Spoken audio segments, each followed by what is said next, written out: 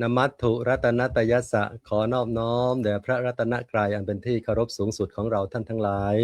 กราบนมัสการถวายความเคารพเจ้าคณะพระสังฆาธิการครูบาอาจารย์พระธรรมวิทยากรที่ร่วมรายการทุกรูปโดยมีพระอาจารย์พระเดชพระคุณพระราชนันทวัชรบัณฑิตเป็นประธานครับผมขอความเจริญในศีลในธรรมจงมาเกิดมีแด่ศรัทธาสาธุชนญาติโยมทุกคนทุกท่านที่กำลังรับชมรับฟังรายการนานาสารธรรมดีอยู่ในขณะนี้ทุกช่องทางพบกันในวันนี้ตรงกับวันอาทิตย์วันจันทร์ที่23มีนาคมพุทธศักราช2569ตรงกับขึ้น5ค่ำเดือน5คุณโยมลำดับต่อไปจะได้นำพาญาติโยมมากราบนมัสการพระธรรมวิทยากรที่มาร่วมสนทนาธรรมกับเราในวันนี้6รูปด้วยกันตอนนี้มาแล้ว5รูป5ธรรมาสน์แต่จะมาอีกประมาณรูป2รูปแต่ที่ยังติดศาสนกิจอยู่นั้นรูปแรกจะได้พาญาติโยมมากราบนมัสการถวายการต้อนรับพระเดชพระคุณพระราชนันทวัชรบัณฑิตรองศาสตราจารย์ด็อกเตอร์ท่านดำรงตำแหน่งทางคณะสงฆ์เป็นเจ้าวาดวัดพระธาตุแช่แห้งพระอารามหลวงเป็นรองเจ้าคณะจังหวัดน่านรองที่การบดีมหาวิทยาลัยมหาจุฬาลงกรณราชวิทยาลัยวิทยาเขตนครน่านเฉลิมพระเกียรติดำรงตำแหน่งทางวิชาการก็คือรองศาสตราจารย์ด็อกเตอร์กับถวายความเคารพครับผมรูปที่2กราบนมัสการพระอาจารย์พระครูเกษมพิษโสพลวัดพิษผู้ช่วยเจ้าวาดวัดพิษโสภารามจังหวัดอุบลราชธานีกราบนมัสการด้วยความเคารพครับรูปที่3กราบนมัสการพระอาจารย์พระครูสุนทรธรรมนิเทศด็อกเตอร์ผู้ช่วยเจ้าอาวาสวัดชนาทิพย์เฉลิมพระอารามหลวงจังหวัดสตูลกราบนมัสการด้วยความเคารพครับรูปที่4กราบนมัสการพระอาจารย์มหาภูมิธรรมภูมิปาโลประธานศูนย์ปฏิบัติธรรมดีประเทศอังกฤษตอนนี้ท่านพำนักอยู่ที่วัดบำเพ็ญเหนือกรุงเทพมหานครกราบนมัสการด้วยความเคารพครับและกราบนมัสการรูปที่ยังไม่เข้ามาท่านพระอาจารย์พระอธิการสุรชาติกิติปาโลเจ้าวาดวัดถ้ำตะเพียนทองจังหวัดลพบุรีท่านพระอาจารย์มหาปุญญพัฒน์ประภัสรวรรณโนวัดสุขันธารามกรุงเทพมหานครพระอาจารย์มหาอุดมพรอุตตมวโรเจ้าวาดวัดศรีสมนึกวันนี้ท่านติดศาสนกิจและท่านพระอาจารย์พระอาจารย์ท่านพระอาจารย์สรายุทธสิริสาโรวัดท่าพญาจักรท่านก็ติดศาสนกิจไม่ได้เข้ามาในวันนี้อาตมาภาพพระครูสมุสมพรญาณวุฒโธผู้ช่วยเจ้าวาดวัดพระทองวัดพระผุดอำเภอถลางจังหวัดภูเก็ตขอโอกาสขออนุญาตครูบาอาจารย์ทุกรูปในการทำหน้าที่เป็นพิธีกรดำเนินรายการครับผมก่อนอื่นขอทักทายญาติโยมทุกคนทุกท่านที่กำลังรับชมรับฟังรายการนานาสารธรรมดีอยู่ในขณะนี้ทุกช่องทางคุณโยมนี่คือรายการสดโยมสามารถที่จะกดไลค์กดแชร์แล้วก็เผื่อแผ่เป็นธรรมทานร่วมกันอย่าลืมเผื่อแผ่ทำเป็นธรรมทานนะคุณโยมนะเผื่อวันนี้เราท่านทั้งหลายจะได้มารับฟังรับชมในการบรรยายธรรมในเรื่องของเรียนรู้กฎแห่งกรรมน้อมนำปัญญาเราจะเห็นได้ว่าการเรียนรู้เป็นสิ่งที่สำคัญอย่างยิ่งต่อการพัฒนาชีวิตของเราอย่างต่อเนื่องช่วยให้คนเราปรับตัวเข้ากับสภาพสิ่งแวดล้อมได้อย่างดีตามเทคโนโลยีหรือว่าสิ่งต่างๆที่เปลี่ยนแปลงไปการเรียนรู้จึงเป็นหัวใจสำคัญในการพัฒนาตัวตนของเราพัฒนาสังคมทำให้เราไม่หยุดนิ่งในการพัฒนาตัวของเราเองจึงมีคำกล่าวที่กล่าวไว้ว่ารากฐานของตึกคืออิฐรากฐานของชีวิตคือการศึกษาคำว่าการศึกษานี่คือการเรียนรู้คุณโยมเรียนรู้ไม่แค่อยู่แค่ห้องเรียนแต่เรียนรู้มีอีกมากมายวันนี้ประเด็นสำคัญที่เราจะมาศึกษามาเรียนรู้ก็คือเรียนรู้ประเด็นอย่างไรเราเรียนรู้เรื่องอะไร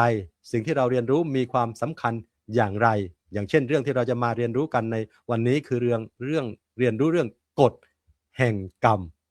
กฎแห่งการกระทำแล้วเรื่องกฎแห่งกรรมเนี่ยมีความสำคัญกับชีวิตของเราอย่างไรโอ้โหทุนโยมนี่เป็นเรื่องที่น่าติดตามการเรียนรู้กฎแห่งกรรมน้อมนำปัญญาได้อย่างไรนี่แหละคุณโยมค่ำคืนนี้ในวันนี้เราจะมาฟังสาระธรรมจากครูบาอาจารย์พระธรรมวิทยากรที่ทรงภูมิรู้ภูมิธรรมเมตตามาร่วมสนทนาธรรมกับเราจะได้มาชี้แจงแสดงให้เราได้เข้าใจ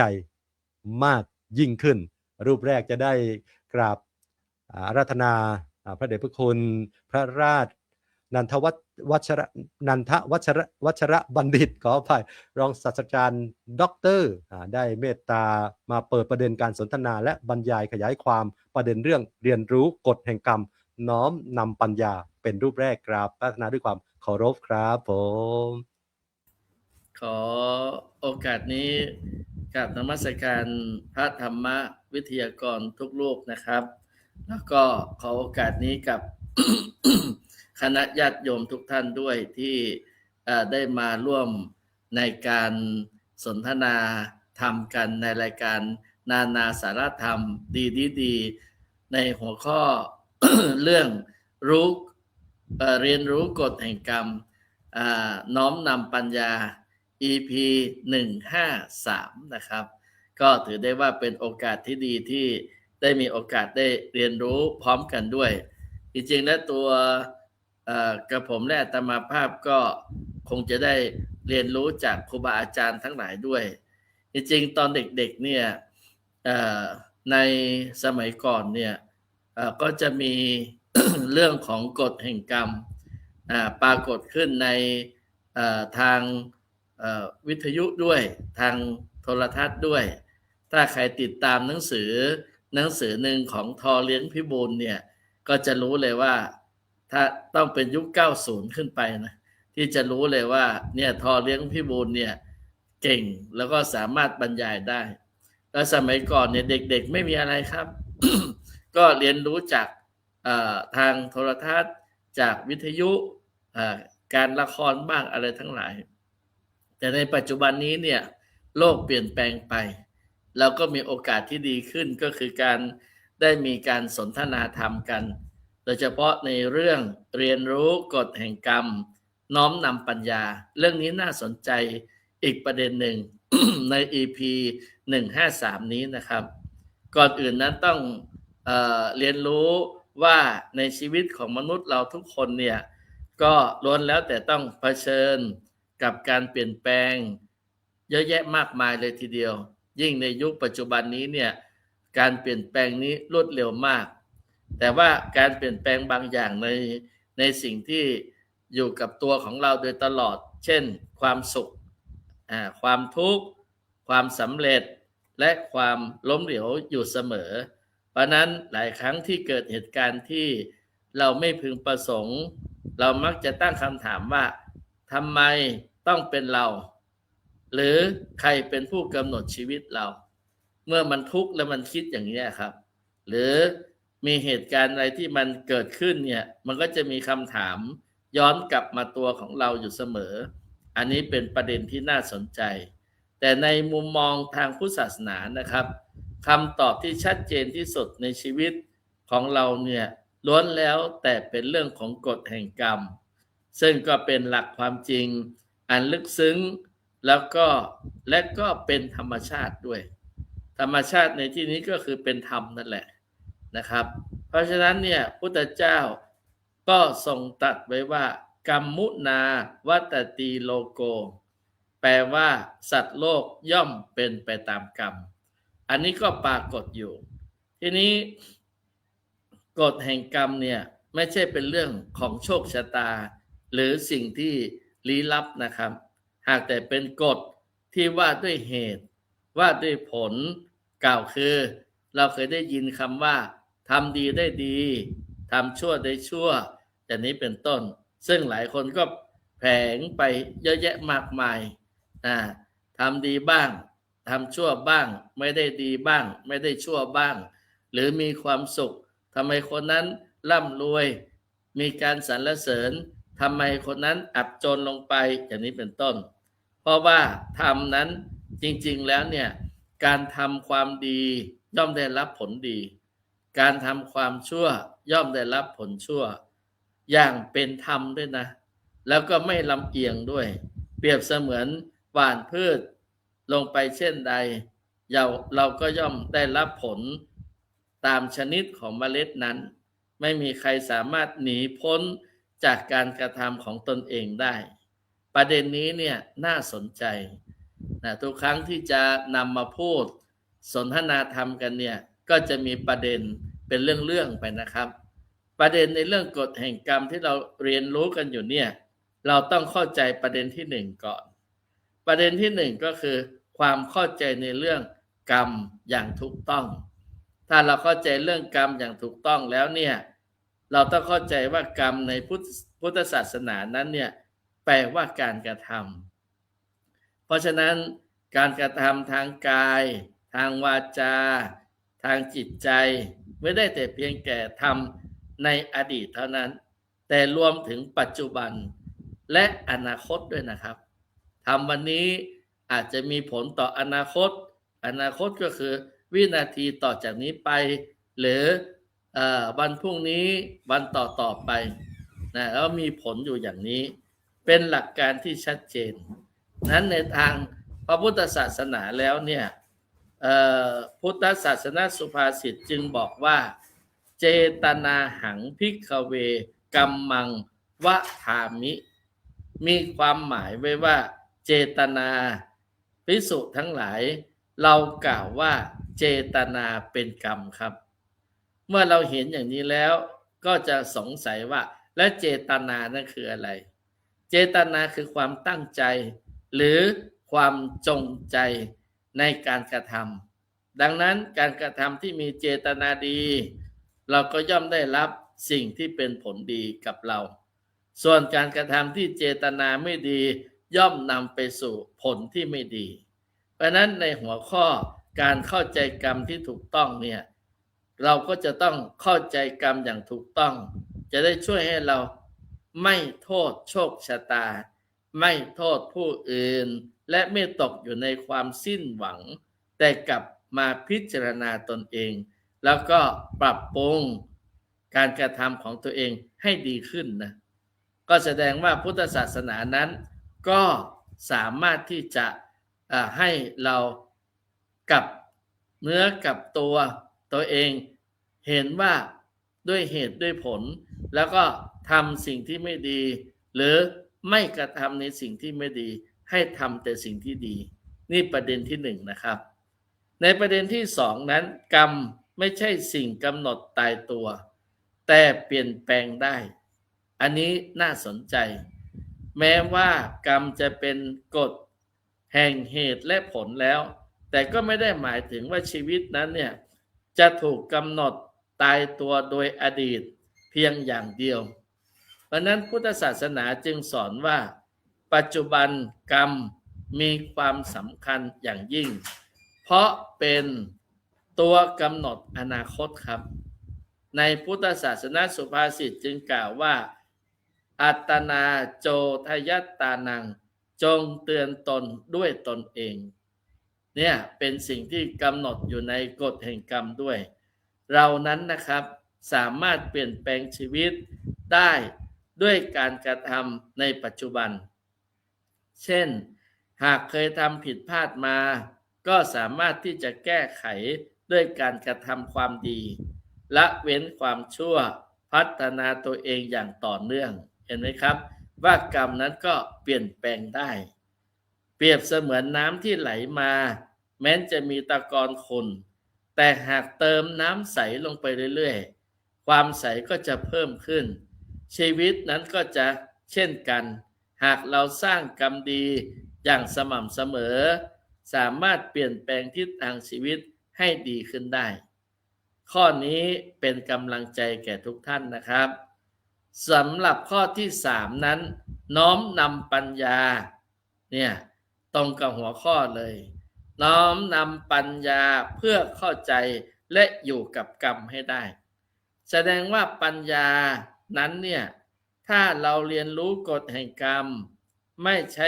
ช่เพียงแต่รู้อย่างเดียว แต่ต้องเข้าใจ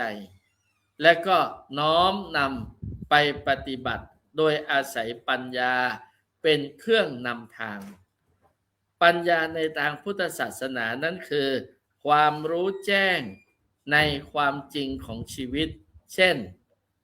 ความไม่เที่ยงอนิจจังความทุกข์ทุกขัง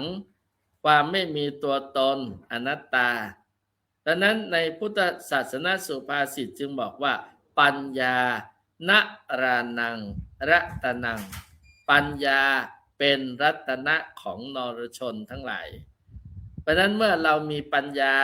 เราเข้าใจว่าทุกสิ่งที่เกิดขึ้นล้วนมีเหตุมีปัจจัยไม่ยึดติดกับความสุขหรือความทุกข์จนเกินไปและสามารถดำเนินชีวิตอย่างมีสติและสมดุลได้นั่นคือพุทธะนะครับแล้วเราก็สามารถที่จะมีความสุขได้เชื่อว่ารายการนี้ให้กำลังใจแก่ทุกๆท่านนะครับสำหรับข้อที่ 4 ข้อที่ 4 นี้เรามาเข้าใจเรื่องของการดำเนินชีวิตตามกฎแห่งกรรมอย่างมีสติถ้าอย่างนั้นเนี่ยแสดงว่าเราน้อมนำเอากฎแห่งกรรมมาใช้ในชีวิตปัจจุบันเนี่ยสามารถปฏิบัติได้ครับกฎแห่งกรรมนั้นทำยังไงมีสติในการกระทำข้อที่ 1ก่อนจะคิดก่อนจะพูดก่อนจะทำควรพิจารณาว่าสิ่งนั้นก่อให้เกิด ผลดีหรือผลเสียก่อนที่จะทำนะครับก็เป็นเหตุให้ป้องกันในการที่ไม่ทำความชั่วทำแต่ความดีนั่นเองนะส่วนข้อที่ 2นั้นรับผิดชอบต่อการกระทำของตนคือเราไม่โทษผู้อื่นหรือสิ่งแวดล้อมแต่ยอมรับผลของการกระทำแล้วก็เรียนรู้สิ่งที่มันเกิดขึ้นเห็นทุกข์รู้ทุกข์และรู้เหตุแห่งทุกข์ด้วยในอริยสัจสี่ ถ้าเรารู้แล้วเราก็จะเห็นเหตุเห็นผลของการกระทำนั้นๆข้อที่ 3นะครับในหมวดที่ 4 นี้สร้างกรรมดีอย่างสม่ำเสมอและเมื่อทราบอย่างนี้แล้วการสร้างกรรมดีภาพรวมใหญ่ๆก็คือการให้ทานการรักษาศีลการเจริญภาวนาและทำความดีต่อผู้อื่นนะครับข้อที่ 4ใช้ปัญญาในการแก้ปัญหาไม่ใช่ใช้อารมณ์นำแก้ปัญหาแต่ใช้เหตุผลและสติในการตั้งใจในการตัดสินใจดังนั้นในพุทธศาสนสุภาษิตในข้อที่ 4 นี้ จึงมีคำว่าวิริเยนะทุกขมัจเจติบุคคลล่วงทุกข์ได้ด้วยความเพียรการมีความเพียรนะครับในการทำความดีจะช่วยให้เราสามารถเปลี่ยนแปลงชีวิตและก้าวข้ามอุปสรรคต่างๆได้ข้อที่ 5 ข้อสุดท้ายนะครับ ข้อนี้เนี่ยเราจะต้องรู้ว่ากฎแห่งกรรมกับความสงบภายในกฎแห่งกรรมกับความสงบภายในเนี่ยเมื่อเราเข้าใจ4 เรื่องเรียบร้อยหมดแล้วและก็ยอมรับว่ากฎแห่งกรรมนั้นเนี่ยเราจะไม่ฟุ้งซ่านเลยเราจะรู้นะทุกข์ใจเกินเหตุเราก็ไม่มีความทุกข์ใจเลยเพราะรู้ว่าสิ่งที่เกิดขึ้นเป็นผลของเหตุและปัจจัยและสามารถแก้ไขได้ด้วยการกระทำที่ถูกต้องสันติปรมังสุขขังความสงบเป็นสุขอย่างยิ่งเพราะนั้นความสงบนี้เองนะครับไม่ได้เกิดจากการหลีกหนีปัญหานะครับ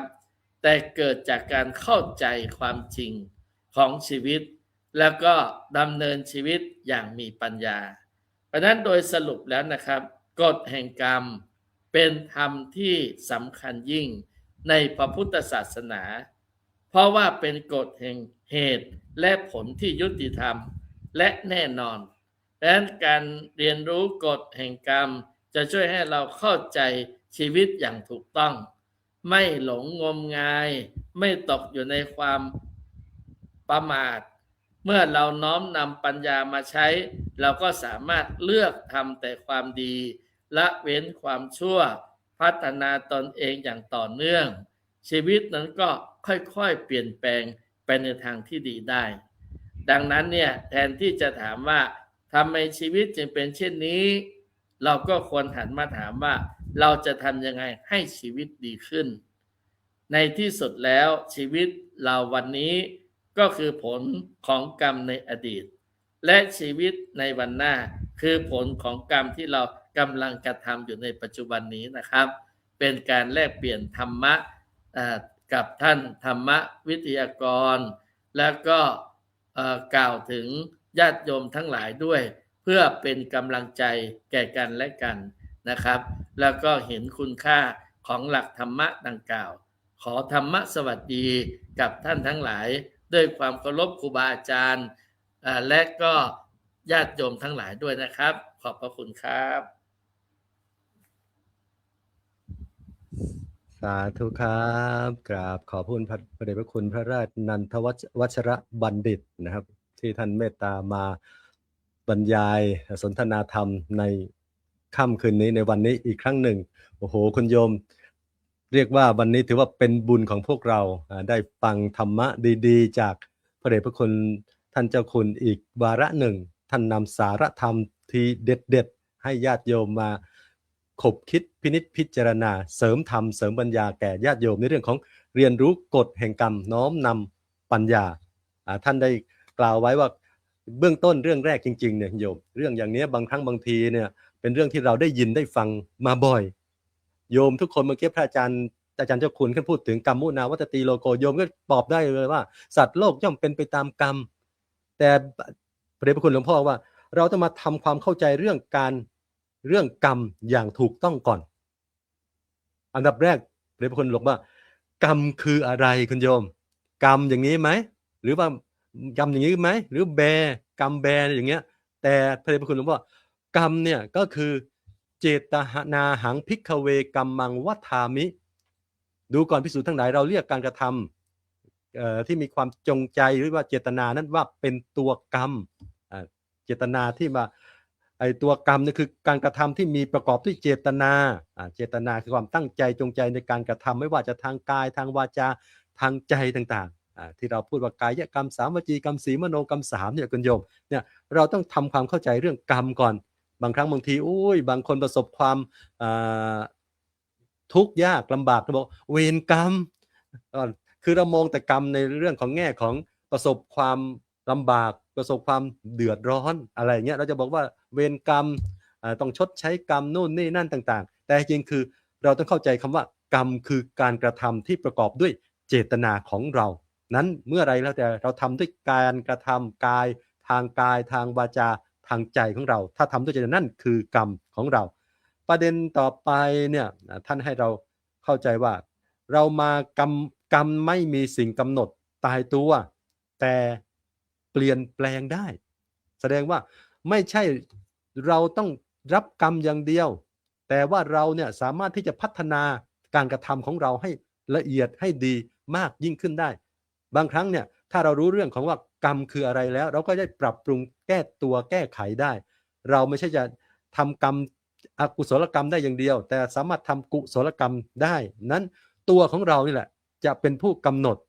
ท่านจะบอกว่าอัตนาโจทยัตตานังจงเตือนตนของตนด้วยตนอยู่ที่การกระทำของเราจะพัฒนาเป็นกรรมดีหรือกรรมชั่วกุศลกรรมหรืออกุศลกรรมอยู่ที่ตัวเรากระทำลงไป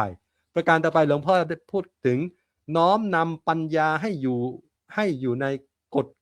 แห่งกรรมได้ปัญญาเนี่ยเป็นสิ่งที่สำคัญที่เราพูดถึงเรียนรู้กฎแห่งกรรมน้อมนำปัญญาแสดงว่าต้องมีสัมมาทิฏฐิ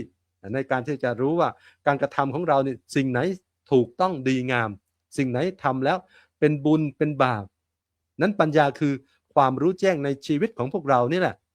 ในกองสังขารรู้ทุกข์สมุทัยนิโรธมรรครู้ชีวิตนี้ไม่เที่ยงไม่แท้ไม่ทนและปัญญาเป็นนรชนเป็นรัตนะของนรชนประการต่อไปการดำเนินชีวิต ตามกฎแห่งกรรมอย่างมีสติพระเดชพระคุณหลวงพ่อท่านบอกว่าก่อนคิดพูดทำต้อง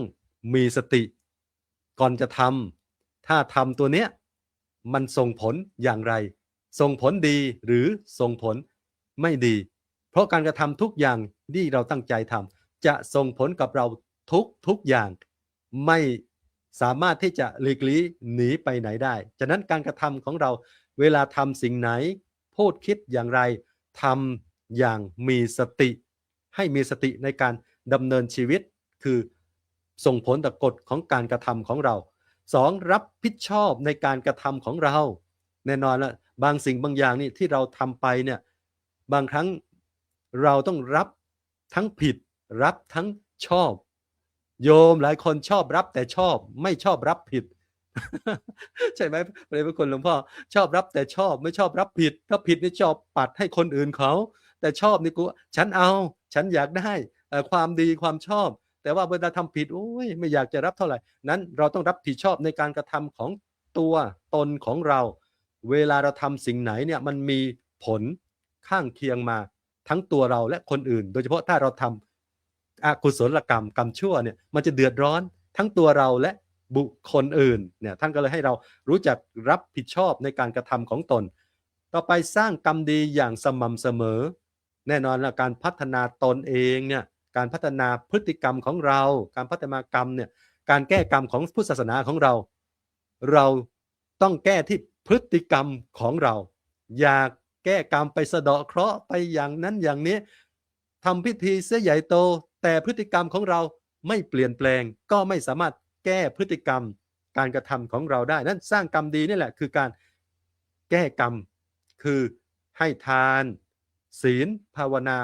หมั่นเจริญเมตตาภาวนาอยู่บ่อยๆสร้างกรรมดีอยู่บ่อยๆทานศีลภาวนาโยมก็เร่งสร้างไว้ประการที่4หลวงพ่อบอกว่าใช้ปัญญาในการแก้ปัญหาใช้เหตุและผลอย่าใช้อารมณ์เป็นตัวแก้ปัญหาถ้าใช้อารมณ์มากกว่าเหตุผลจะส่งผลไม่ดีใช้ปัญญาในการแก้ปัญหาบุคคลจะล่วงทุกข์ได้ด้วยความเพียรหลวงพ่อว่างั้นวิริเยนะทุกขมัจเจติบุคคลจะล่วงทุกข์ได้ด้วยความเพียรความพยายามของเราเองประการสุดท้ายหลวงพ่อพระเดชพระคุณหลวงพ่อว่ากฎแห่งกรรมกับความสงบภายในมาเกี่ยวข้องยังไงเรื่องของกฎแห่งกรรมกับการมาเป็นสิ่งที่ทำให้จิตใจของเราเกิดความสงบโยมเมื่อไรเราก็แล้วแต่ถ้าเราทำคุณงามความดีกฎแห่งกรรมความดีเนี่ยทำความดีเนี่ยใจเราสงบกว่าทำความชั่ว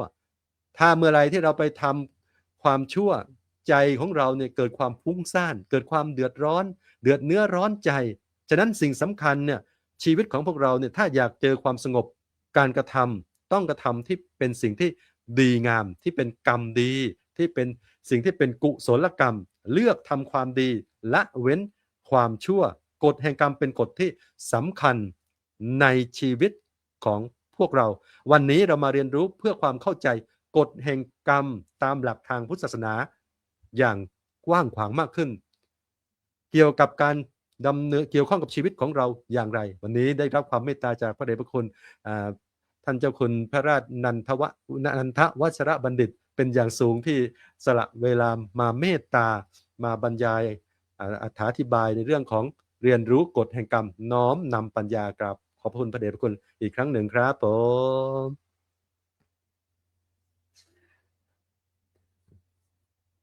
พระเดชพระคุณท่านมีภารกิจมากท่านมาเปิดประเด็นแล้วท่านก็ให้เราดำเนินการไปพระเดชพระคุณก็จะได้ไปพักผ่อนทำศาสนกิจต่อไปนะครับลำดับต่อไปจะได้กราบอาราธนามาพระอาจารย์พระครูเกษมพิษโสพลผู้ช่วยเจ้าวาดวัดพิษโสภารามจังหวัดอุบลราชธานีท่านเมตตามาสาธยายธรรมในเรื่องเรียนรู้กฎแห่งกรรมน้อมนำปัญญากราบพัฒนาพระอาจารย์ด้วยความเคารพครับชีวิตที่ไร้สาระขณะนี้ยังไม่สายเกินที่จะแก้ไขแม้ชีวิตเหลือน้อยลงเพียงใดควรภูมิใจที่ได้ทำดีทันมีคนเห็นหรือไม่เป็นไรเล่าควรเลือกเอาความดีที่สร้างสรรค์ มีคนเห็นหรือไม่สำคัญใจเรานั้นรู้ว่าดีเท่านี้พอขอความนอบน้อมแด่พระรัตนตรัยขอถวายความเคารพพระเถรานุเถระพระวิทยากรทุกรูปตลอดจนถึงครูบาอาจารย์ที่คอยติดตามเป็นกำลังใจรายการนานาสารธรรมดี จากศูนย์ปฏิบัติธรรมดี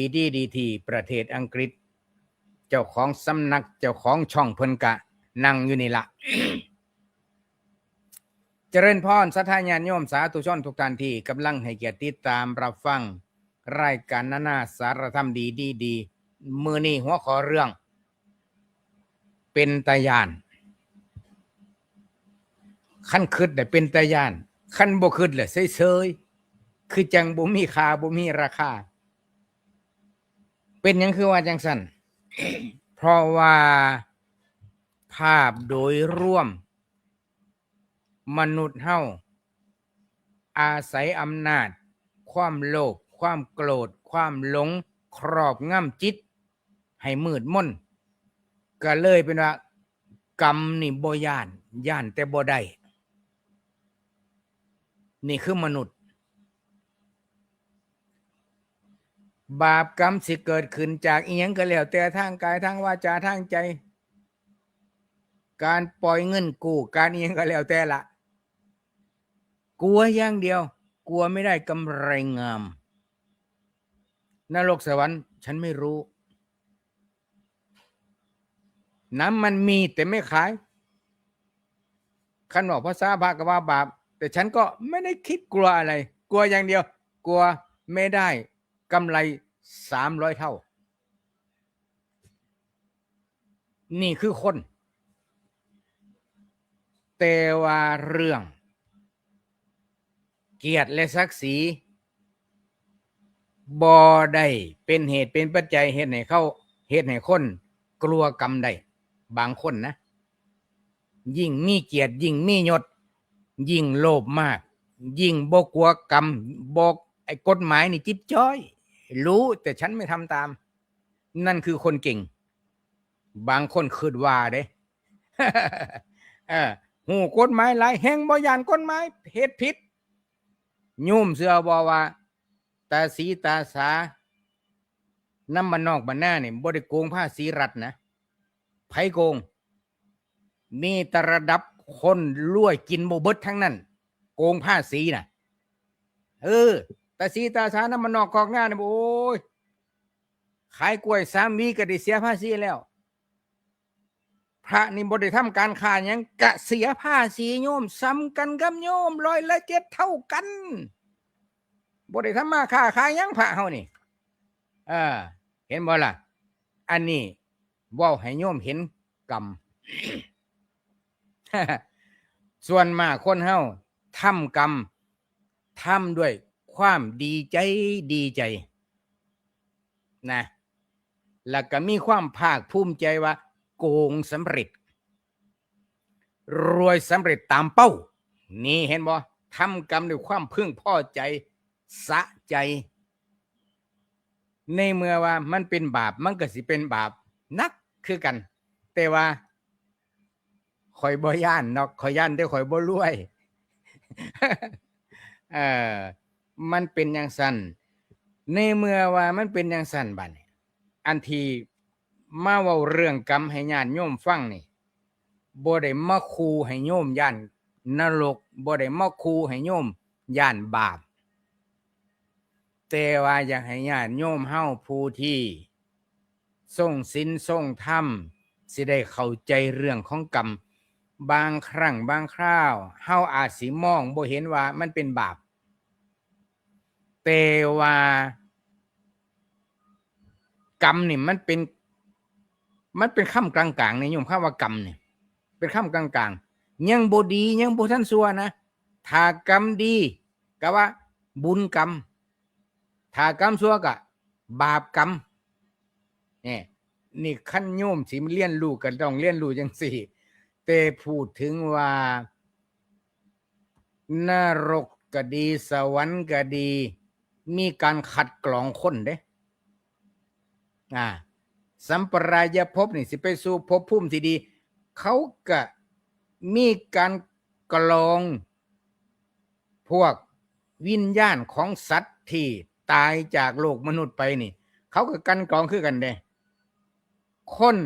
สร้างบุญหลายๆเนี่ยเขาก็บ่ให้ไปนรกเด้เขาก็มีการกลั่นกรองคนคือกัน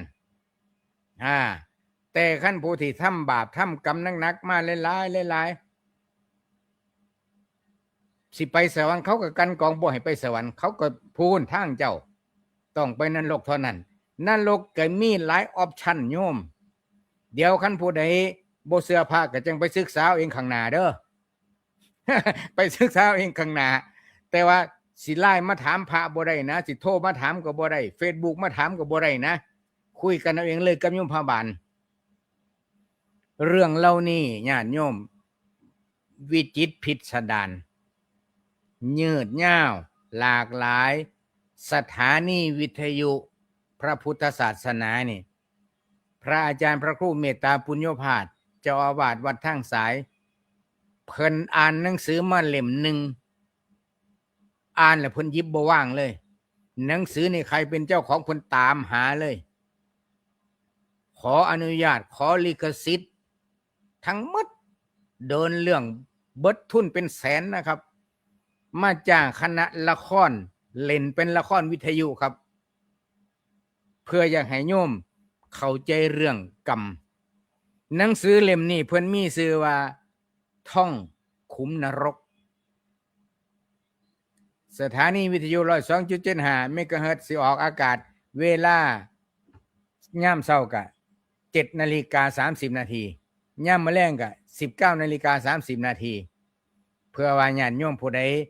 อยากติดตามรับฟังกับทางออนไลน์แต่อนาคตถ้าเกิดว่าโลกอินเทอร์เน็ตมีอันเป็นไป โยมก็ฟังบ่ได้ เขาเอิ้นว่าบุญมีแต่กรรมบังโยมบัดเทื่อนี่สมมุติว่าโลกมนุษย์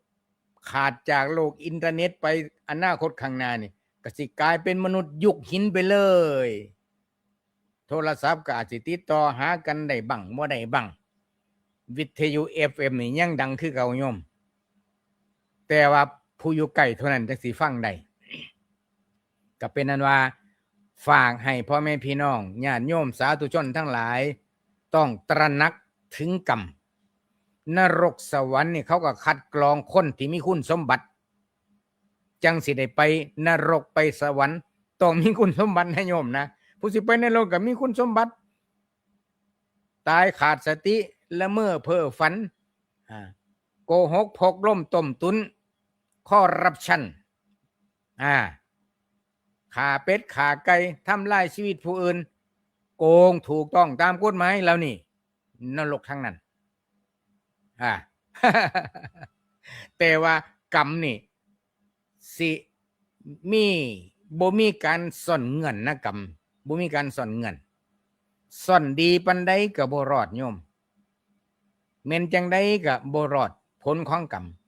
พระพุทธศาสนาจึงสอนให้สร้างกรรมดีละกรรมชั่วที่สุดล่ะคือเป็นสัจธรรมผู้ใดเชื่อพระพุทธเจ้าก็สิไปดีถึงสุขผู้ใดบ่เชื่อพระพุทธเจ้าก็สิไปตามนั้นหรือบางคนเชื่อพระพุทธเจ้าก็จริงแต่ว่าบ่ปฏิบัติก็ไปนรกอยู่ดีเชื่อแต่ฉันไม่ทำน่ะนะ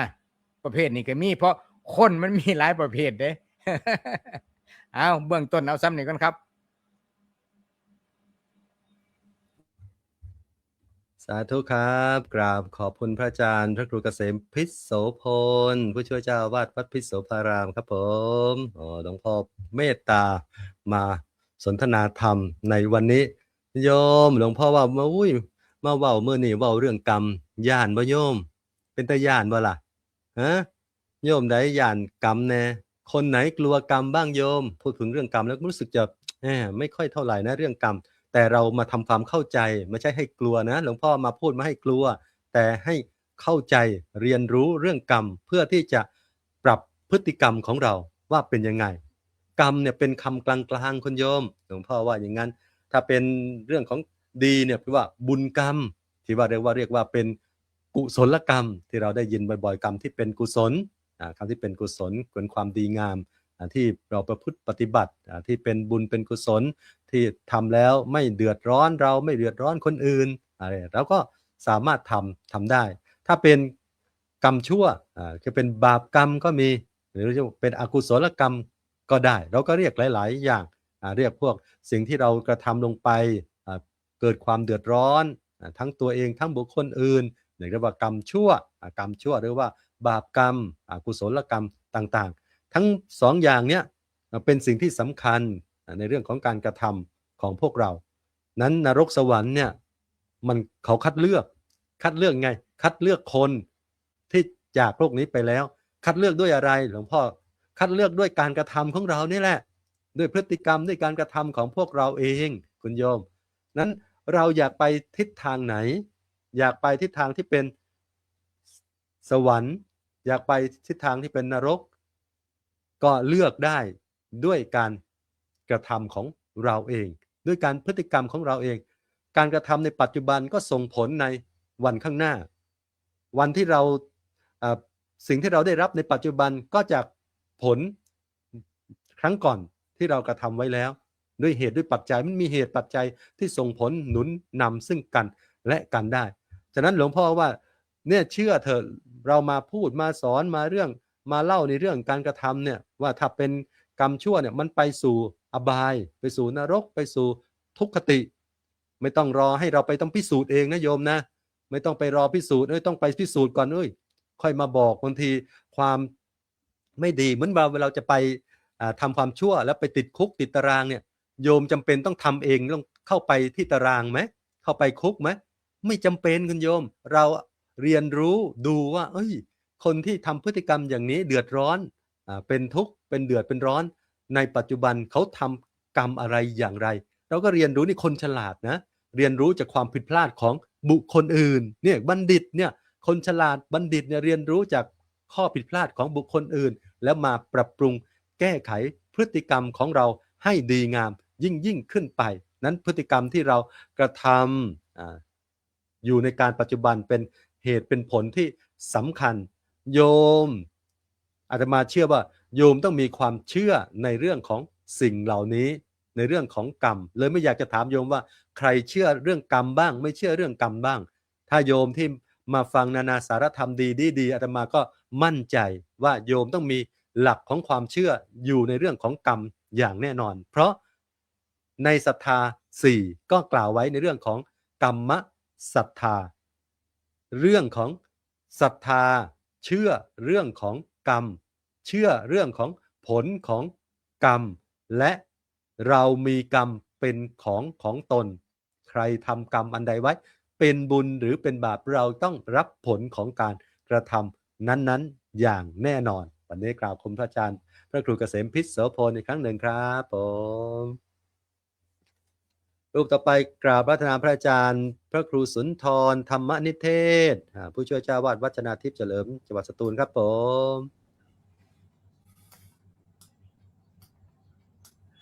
ขอกราบ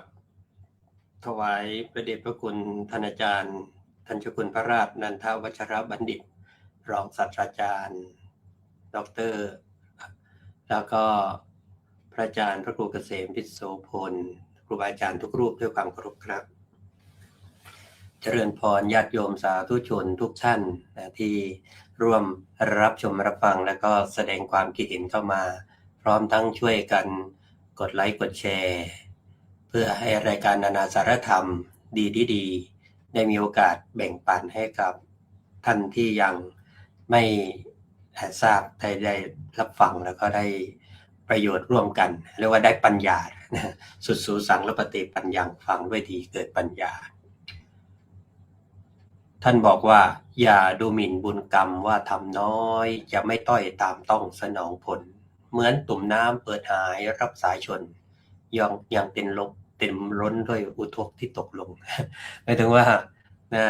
อย่าไปดูหมิ่นว่าบุญเล็กน้อยกรรมเล็กน้อยจะไม่ให้ผลไม่ได้หูพิษ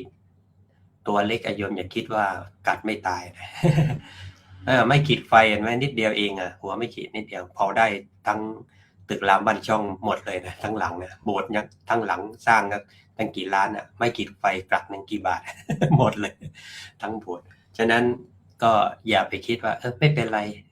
คำว่าไม่เป็นไรเนี่ยทำให้ใครต่อใครเสียใจมากๆแล้ว ฉะนั้นก็ต้องไม่ประมาทต้องระมัดระวังในเรื่องของกรรมนี่เป็นเรื่องที่เราทุกคนทุกท่านหนีไม่พ้นนะโยมกฎแห่งกรรมก็เรียกว่าหนีกฎหมายหนีได้แต่หนีกฎแห่งกรรมหนีไม่พ้นโยมเมื่อกี้โยมบอกกำลังฟังนี่แบตลอดค่ะไม่กรรมไม่เป็นไรโยมชีวิตจริงๆแล้วโยมมีทั้งกรรมมีทั้งแบเชื่อไหมตอนเกิดโยมกรรมหรือแบ ตอนเกิดนี่กรรมนะแต่ตอนตายนี่แบ นะอันชีวิตทั้งกรรมทั้งแบก็เหมือนเรายื่นของให้เขาเนี่ยเราแบแล้วนะยอมส่งให้แล้วเราแบแต่คนที่กำลังแบเนี่ยเขาก็จะกรรมต่อ รับของไปนะเรากรรมแล้วก็แบนะส่วนคนรับแบแล้วก็กรรมนะดังนั้นชีวิตเราก็อยู่กับกรรมแบนะโยมนะแต่กรรมแบนั้นคือกริยาที่เราเห็นกันเป็นเรื่องปกติธรรมดาทั่วๆไปแล้วแต่กรรมในความหมายนี้อนุกรอัมกรรมนะกสระอัมแต่นี่กรอหันมอม้ากรรมคือการกระทำหรือกรรมะนะในภาษาบาลีนะซึ่งไม่มีว่าดีหรือชั่วก่อนเมื่อใดที่เป็นกุศลนะก็เรียกว่ากุศลกรรมนะถ้าไปเป็นกรรมไม่ดีก็เรียกว่าอกุศลก็เป็นอกุศลกรรมอันการเราได้เรียนรู้กรรมเรื่องกฎแห่งกรรมเนี่ยก็จะน้อมนำปัญญาให้กับชีวิตของเราก็จะได้รู้ว่าอะไรควรทำอะไรไม่ควรทำการเรียนรู้กฎแห่งกรรมนี่เป็นการเข้าใจว่าทำเหตุอย่างไรได้ผลอย่างนั้นแล้วก็เราก็ใช้ความเข้าใจอยากให้คุณโยมได้ดูภาพประกอบนิดนึงนะว่ามันมีความแตกต่างยังไงบ้างในเรื่องของกรรมนะเพราะว่าจะเป็นทางให้เราได้เข้าใจในชีวิตแต่ว่าตัวหนังสือมันจะเล็กนิดนึงอยู่ต้องขออภัยนะการฆ่าสัตว์นะการฆ่าสัตว์นี่ก็ไม่เป็นไรท่านบอกว่าจะทำให้อายุสั้นทำให้ฆ่าสัตว์ก็จะทำให้อายุยืนการเบียดเบียนสัตว์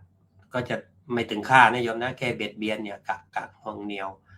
หรือไปทำร้ายทุบตีเนี่ยก็ทำให้กลายเป็นคนมีโรคมากไม่เบียดเบียนไม่ทำร้ายสัตว์ก็ทำให้เป็นคนมีโรคน้อยคนไหนขี้โกรธมักโกรธก็จะทำให้ผิวพรรณทรามคนไหนไม่มักโกรธก็ทำให้ผิวพรรณงามผิวพรรณดีคนไหนขี้อิจฉาริษยาก็ทำให้มีอำนาจน้อยแต่คนไหนไม่อิจฉาริษยาคอยยินดีกับความสำเร็จผู้อื่นก็ทำให้มีอำนาจมากคนไหนไม่ทำทานไม่เป็นผู้ให้ก็ทำให้มีโภคะสมบัติน้อยคนไหนขยันทำทานบ่อยๆก็ทำให้มีโภคะมากคนที่ไม่อ่อนน้อมถ่อมตนไม่กราบไม่ไหว้ผู้หลักผู้ใหญ่ผู้มีศีลมีธรรมก็ทำให้เกิดในตระกูลต่ำส่วนคนอ่อนน้อมมีความเคารพกราบไหว้ก็ทำให้เกิดในตระกูลสูงเป็นคนไม่สนใจในการเข้าหาสมณะชีพราหมณ์ในการสนทนาธรรมก็มีปัญญาน้อยคนไหนเข้าหาสมณะชีพราหมณ์ผู้มีปัญญามากเรียกว่าเราก็ได้ปัญญาอันนี้ก็เป็นส่วนของการที่เรียกว่าเราอาศัยการที่กรรมที่เกิดจากการกระทำของเราก็มีผลฉะนั้นพุทธศาสนาเนี่ยมันเป็นเรื่องของเหตุปัจจัยนะไม่ได้เกิดขึ้นลอยๆทุกอย่างก็มีเรื่องของการเริ่มต้นขึ้นมาก่อน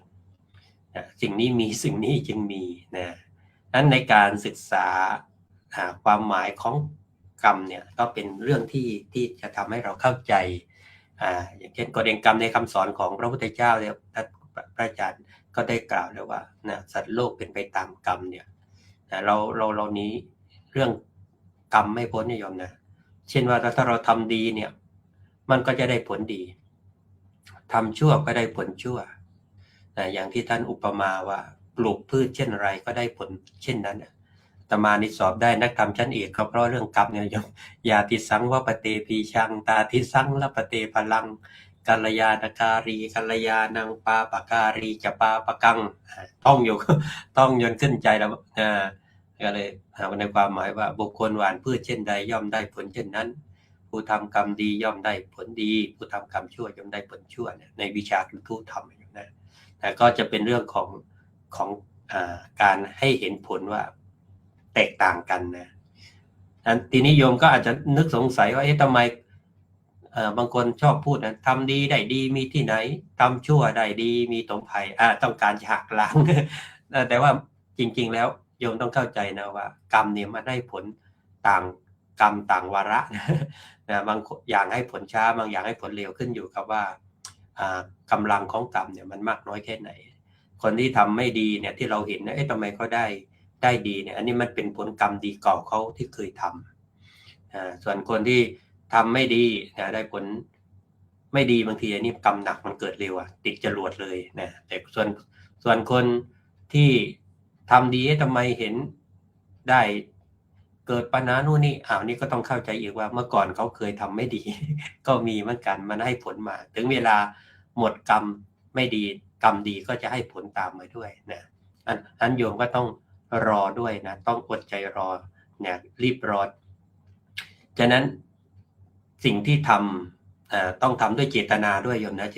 จึงถือว่าเป็นกรรมนะก็จะยิ่งมีผลชัดขึ้นไม่ใช่เป็นเรื่องลึกลับนะโยมนะเรื่องกรรมแต่คือเหตุและผลของการกระทำอันนี้การที่เราได้ศึกษาความหมายของกรรมก็ทำให้เรารู้ว่าทำอย่างไรได้ผลอย่างนั้นดีชั่วอยู่ที่ตัวทำสูงต่ำอยู่ที่ทำตัวนี่ฟังกันมาไปวัดทับกระดาน ที่สุพรรณบุรีนะเห็นเขาขึ้นตัวหนังสือว่าใหญ่ๆเลยที่เขามีรูปปั้นของคุณโยมพึ่งนะนักร้องราชินีลูกทุ่งนะพุ่มพวงดวงจันทร์ประการต่อมาก็คือให้เราลองฝึกสังเกตเหตุผลในชีวิตจริงโยมนะเนี่ยเมื่อกี้เราดูเรื่องอะไรแล้วดูเรื่องของกรรมนะจะไม่ว่าเป็นยังไงนะเช่นชีวิตเปลี่ยนได้เนี่ยมันก็เริ่มที่การกระทำของเราโยมคิดชั่วพูดชั่วทำชั่วชีวิตก็เดือดร้อนวุ่นวายแต่คิดดีพูดดีทำดีชีวิตก็ดีนั่นอย่างรายการนานาสารธรรมเนี่ยโยมไหมโยมก็ตั้งใจฟังด้วยดีปัญญาก็เกิดแล้วใช่ไหมแล้วก็การได้เห็นพระแต่ละรูปแต่ละท่านที่ก็มาบรรยายโยมก็การได้เห็นสมณะก็เป็นมงคลชีวิตก็มีความสุขนะแล้วก็ได้ฟังแล้วก็เกิดปัญญาอีกด้วยแต่รูปท่านก็พยายามที่จะนำเอาสิ่งดีๆมาฝากญาติโยมสาธุชนเนี่ยก็อยู่ที่เจตนาเนี่ยโยมเห็นไหมโยมจะไปทางไหนนี่ส่วนมากอยากจะไปทางขวาใช่ไหมโยมพระอาทิตย์ยิ้มรับผู้ที่จะเดินเข้าไปสู่ทางสว่างเส้นทางที่เปี่ยมไปด้วยความงดงามดอกบัวบานสะพรั่งแล้วทางซ้ายเป็นยังไงหม่นหมองโยมในมันแล้วก็เต็มไปด้วยฝากหนามที่มันมีแต่ความมืดมนฉะนั้นอยู่ที่เจตนาของคนว่าเราจะทำสิ่งที่เป็นกุศลหรืออกุศลซึ่งมันให้ผลต่างกันที่ครูบาอาจารย์เคยสอนอาตมาว่าความผิดความชั่วนั่นคือตัวบาปทั้งละเอียดทั้งหยาบให้ผลเป็นทุกข์ความถูกความดีนั่นคือตัวบุญเป็นธรรมชาติให้คุณอยู่เย็นเป็นสุขนี่ท่านก็ให้ไว้เป็นข้อคิดว่าเนี่ยชีวิตควรจะทำยังไงทีนี้เราสังเกตได้โยมในชีวิตจริงลองสังเกตตัวเองก็ได้โยมนะเช่นว่าถ้าเราพูดดีเนี่ยเป็นยังไงคนก็รักใครก็ชอบคนพูดดีนี่ไม่ใช่ใครก็ชอบอยู่ได้กับคนพูดไม่ดีนี่ใครก็ชังพูดแรงไปเป็นยังไงเกิดปัญหาเกิดความขัดแย้งถ้าเป็นคนขยันเป็นยังไงชีวิตก็มีความเจริญความก้าวหน้าต่างจากคนขี้เกียจใช่ไหมมีแต่เดือดร้อนคนประมาทเป็นยังไงก็มักจะพลาดเสียโอกาสอะไรต่างๆในชีวิตนั้นการสังเกตแบบนี้ก็คือการเรียนรู้กฎแห่งกรรมด้วยตัวเราเองนะไม่ต้องไปดูที่คนอื่นอยู่ดูที่ตัวเราประการต่อมาก็เป็นการใช้ปัญญาถามตัวเองก่อนทำก่อนคิดก่อนพูดก่อนทำให้ถาม3ข้อ มีอะไรบ้างนะก่อนคิดก่อนพูดก่อนทำถามตัวเอง3 ข้อ 1. ทำแล้วใครเดือดร้อนไหม 2. ทำแล้วใจเราดีขึ้นไหม 3. ทำแล้วเกิดประโยชน์ไหม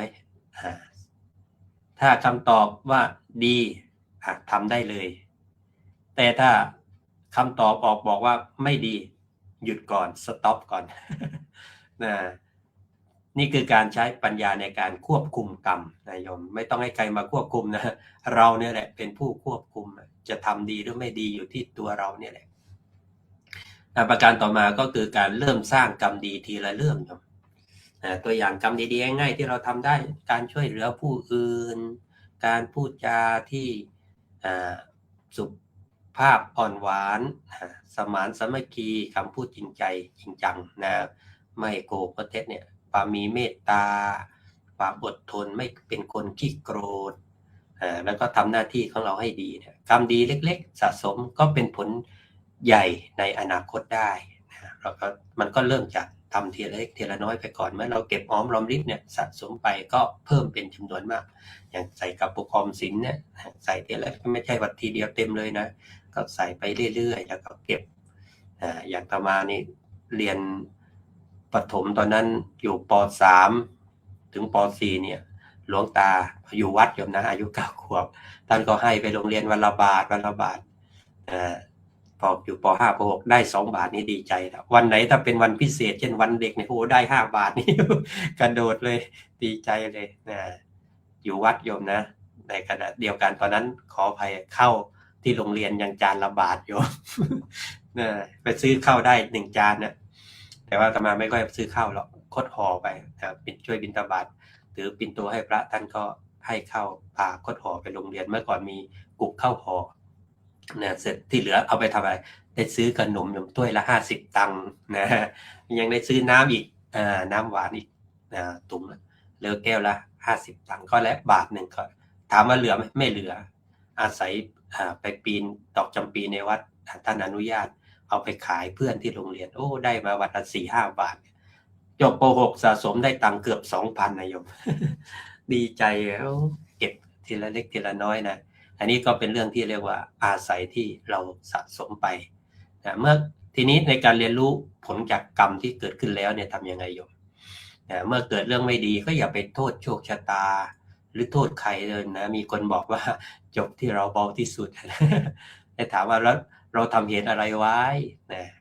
แล้วก็ปรับเสียใหม่นะกลับจิตกลับใจกลับกายกลับตัวกลับอ้างกลับหัวกลับช่วยเป็นดีอันนี้คือปัญญาที่เกิดจากกรรมนะคือเรามาปรับใหม่ไม่ต้องไปแก้กรรมกับใครยอมแก้ที่การกระทำของเราแก้ที่ความคิดของเราแก้ที่การพูดของเราเนี่ยแหละก่อนจะทำสิ่งใดใจต้องคิดถูกหรือผิดทำอย่างนี้ดีหรือไม่ทำแล้วไม่ดีมีโทษภัยก็ต้องหาทางทำใหม่ทำให้ดีเนี่ยฉะนั้นสรุปสั้นๆว่าเรียนรู้กฎแห่งกรรมก็คือเข้าใจเหตุและผลนะแล้วก็น้อมนำปัญญาก็คือคิดก่อนทำนะส่วนมากที่ปัญหาตามมาทีหลังก็คือทำแล้วเพิ่งคิดได้แล้วก็มักจะพูดในทำนองตัดพ้อว่าถ้ารู้อย่างนี้ไม่ทำดีกว่า นะถามคนที่ติดคุกติดตารางเด้อนะไปถามหลวงพ่อเนี่ยผมผิดไปแล้วนะถ้ารู้ว่าเป็นอย่างนี้ไม่ทำนะมีสติสักนิดหนึ่งก็คงจะห้ามจิตห้ามใจได้ชีวิตต้องติดเบรกด้วยนะโยมนะอันผลลัพธ์ชีวิตจะสงบและมั่นคงมากขึ้นนะก็จะไม่ให้ว่ารู้กรรมคือรู้เหตุมีปัญญาคือเลือกเหตุที่ดีชีวิตที่ดีจึงได้ตามมานะก็จะเป็นทางให้เกิดปัญญามากมายนะที่เราจะได้จากการเรียนรู้ในการศึกษาเรื่องของกฎแห่งกรรมแล้วปัญญาก็จะนำพาให้เราได้เห็นว่าอะไรที่มันควรทำไม่ควรทำนะอะไรที่จะเป็นประโยชน์กับชีวิตนะเราก็จะได้คิดทำต่อไปนะนึกถึงความผิดเราก็ได้คิดแก้ไขนึกถึงความดีเราก็จะได้มีกำลังใจทำต่อไปก็ขอเป็นกำลังใจให้ทุกท่านในการที่จะใช้ชีวิตอย่างรู้และเข้าใจในเรื่องของกฎแห่งกรรมครับผม สาธุครับกราบขอบพระคุณพระอาจารย์พระครูสุนทรธรรมนิเทศน์ผู้ช่วยเจ้าอาวาสวัดชนาทิพย์เฉลิมครับผมพระอาจารย์มา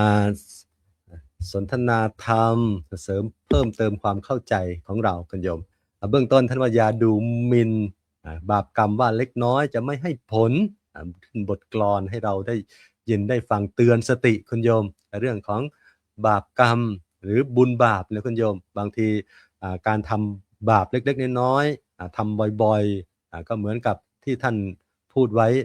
น้ำเนี่ยเต็มตุ่มถ้ามีรูรั่วเล็กๆน้อยๆเนี่ยมันหยดออกทุกวันมันออกทุกวันก็น้ำหมดตุ่มได้หมดโอ่งได้ฉันใดบาปกรรมที่เราทำแม้เล็กๆน้อยๆแต่ว่าทำบ่อยๆก็เป็นฉันนั้นบุญเหมือนกันคุณโยมอย่าไปดูหมิ่นว่าบุญที่เราทำเล็กๆน้อยๆแต่ถ้าเราทำบ่อยๆก็เหมือนกับเติมน้ำในตุ่มตลอดน้ำก็เต็มได้ฉันใดบุญที่เราทำสิ่งความงามความดีที่เราสร้างเนี่ยก็สามารถที่จะทำให้ได้ทุกๆวันให้ทุกวันนั้นสิ่งสำคัญในชีวิตของเราเนี่ยการเรียนรู้กฎแห่งกรรมเนี่ยไม่ใช่เราให้เราหนีกรรมแต่ให้เราเรียนรู้ในเรื่องของการกระทำกฎแห่งกรรมยุติธรรมเสมอกฎแห่งกรรมเนี่ยเราไม่หนีไม่พ้นทุกคนต้องพบต้องเจอเรียนรู้กฎแห่งกรรมเพื่อให้เรามีปัญญาในการที่จะปรับเปลี่ยนพฤติกรรมของเราได้ชีวิตเปลี่ยนได้เริ่มที่การกระทำเริ่มที่การกระทำของเรานี่แหละคิดพูดดีมันก็ไปสู่ชีวิตที่ดีแต่เมื่อไหร่ที่เราคิดชั่วทำชั่วพูดชั่วชีวิตของเราก็จะไปในทิศทางที่เป็นชีวิตที่เดือดร้อนนั้นการให้ผลของกรรมเนี่ยพระอาจารย์จึงสาธยายกล่าวให้เราเห็นเมื่อกี้ว่ามันมีการที่เราเกิดมาทำไมคนเราจึงมีความแตกต่างกันหมายความว่ามีสิ่งที่มีความแตกต่างกันที่เกิดขึ้นในชีวิตของเราอยู่หลายประการในจุลกรรมวิภังคสูตรที่พระอาจารย์พูดถึงเนี่ยทำไมเราเห็นว่าเราเกิดมาแล้วทำไมบางคนมีอายุยืนมีอายุสั้นใช่ไหมคุณโยมอันนี้ก็เหตุผลว่าบางคนเนี่ยเมื่อก่อนเนี่ยไปฆ่าสัตว์ตัดชีวิตคนที่ไปฆ่าสัตว์ตัดชีวิตเนี่ยทำให้ชีวิตเราสั้นแต่ถ้าเราเป็นคนที่มีเมตตาไม่ฆ่าสัตว์ตัดชีวิตก็เป็นคนที่มีอายุยืนบุคคลไปชอบไปเบียดเบียน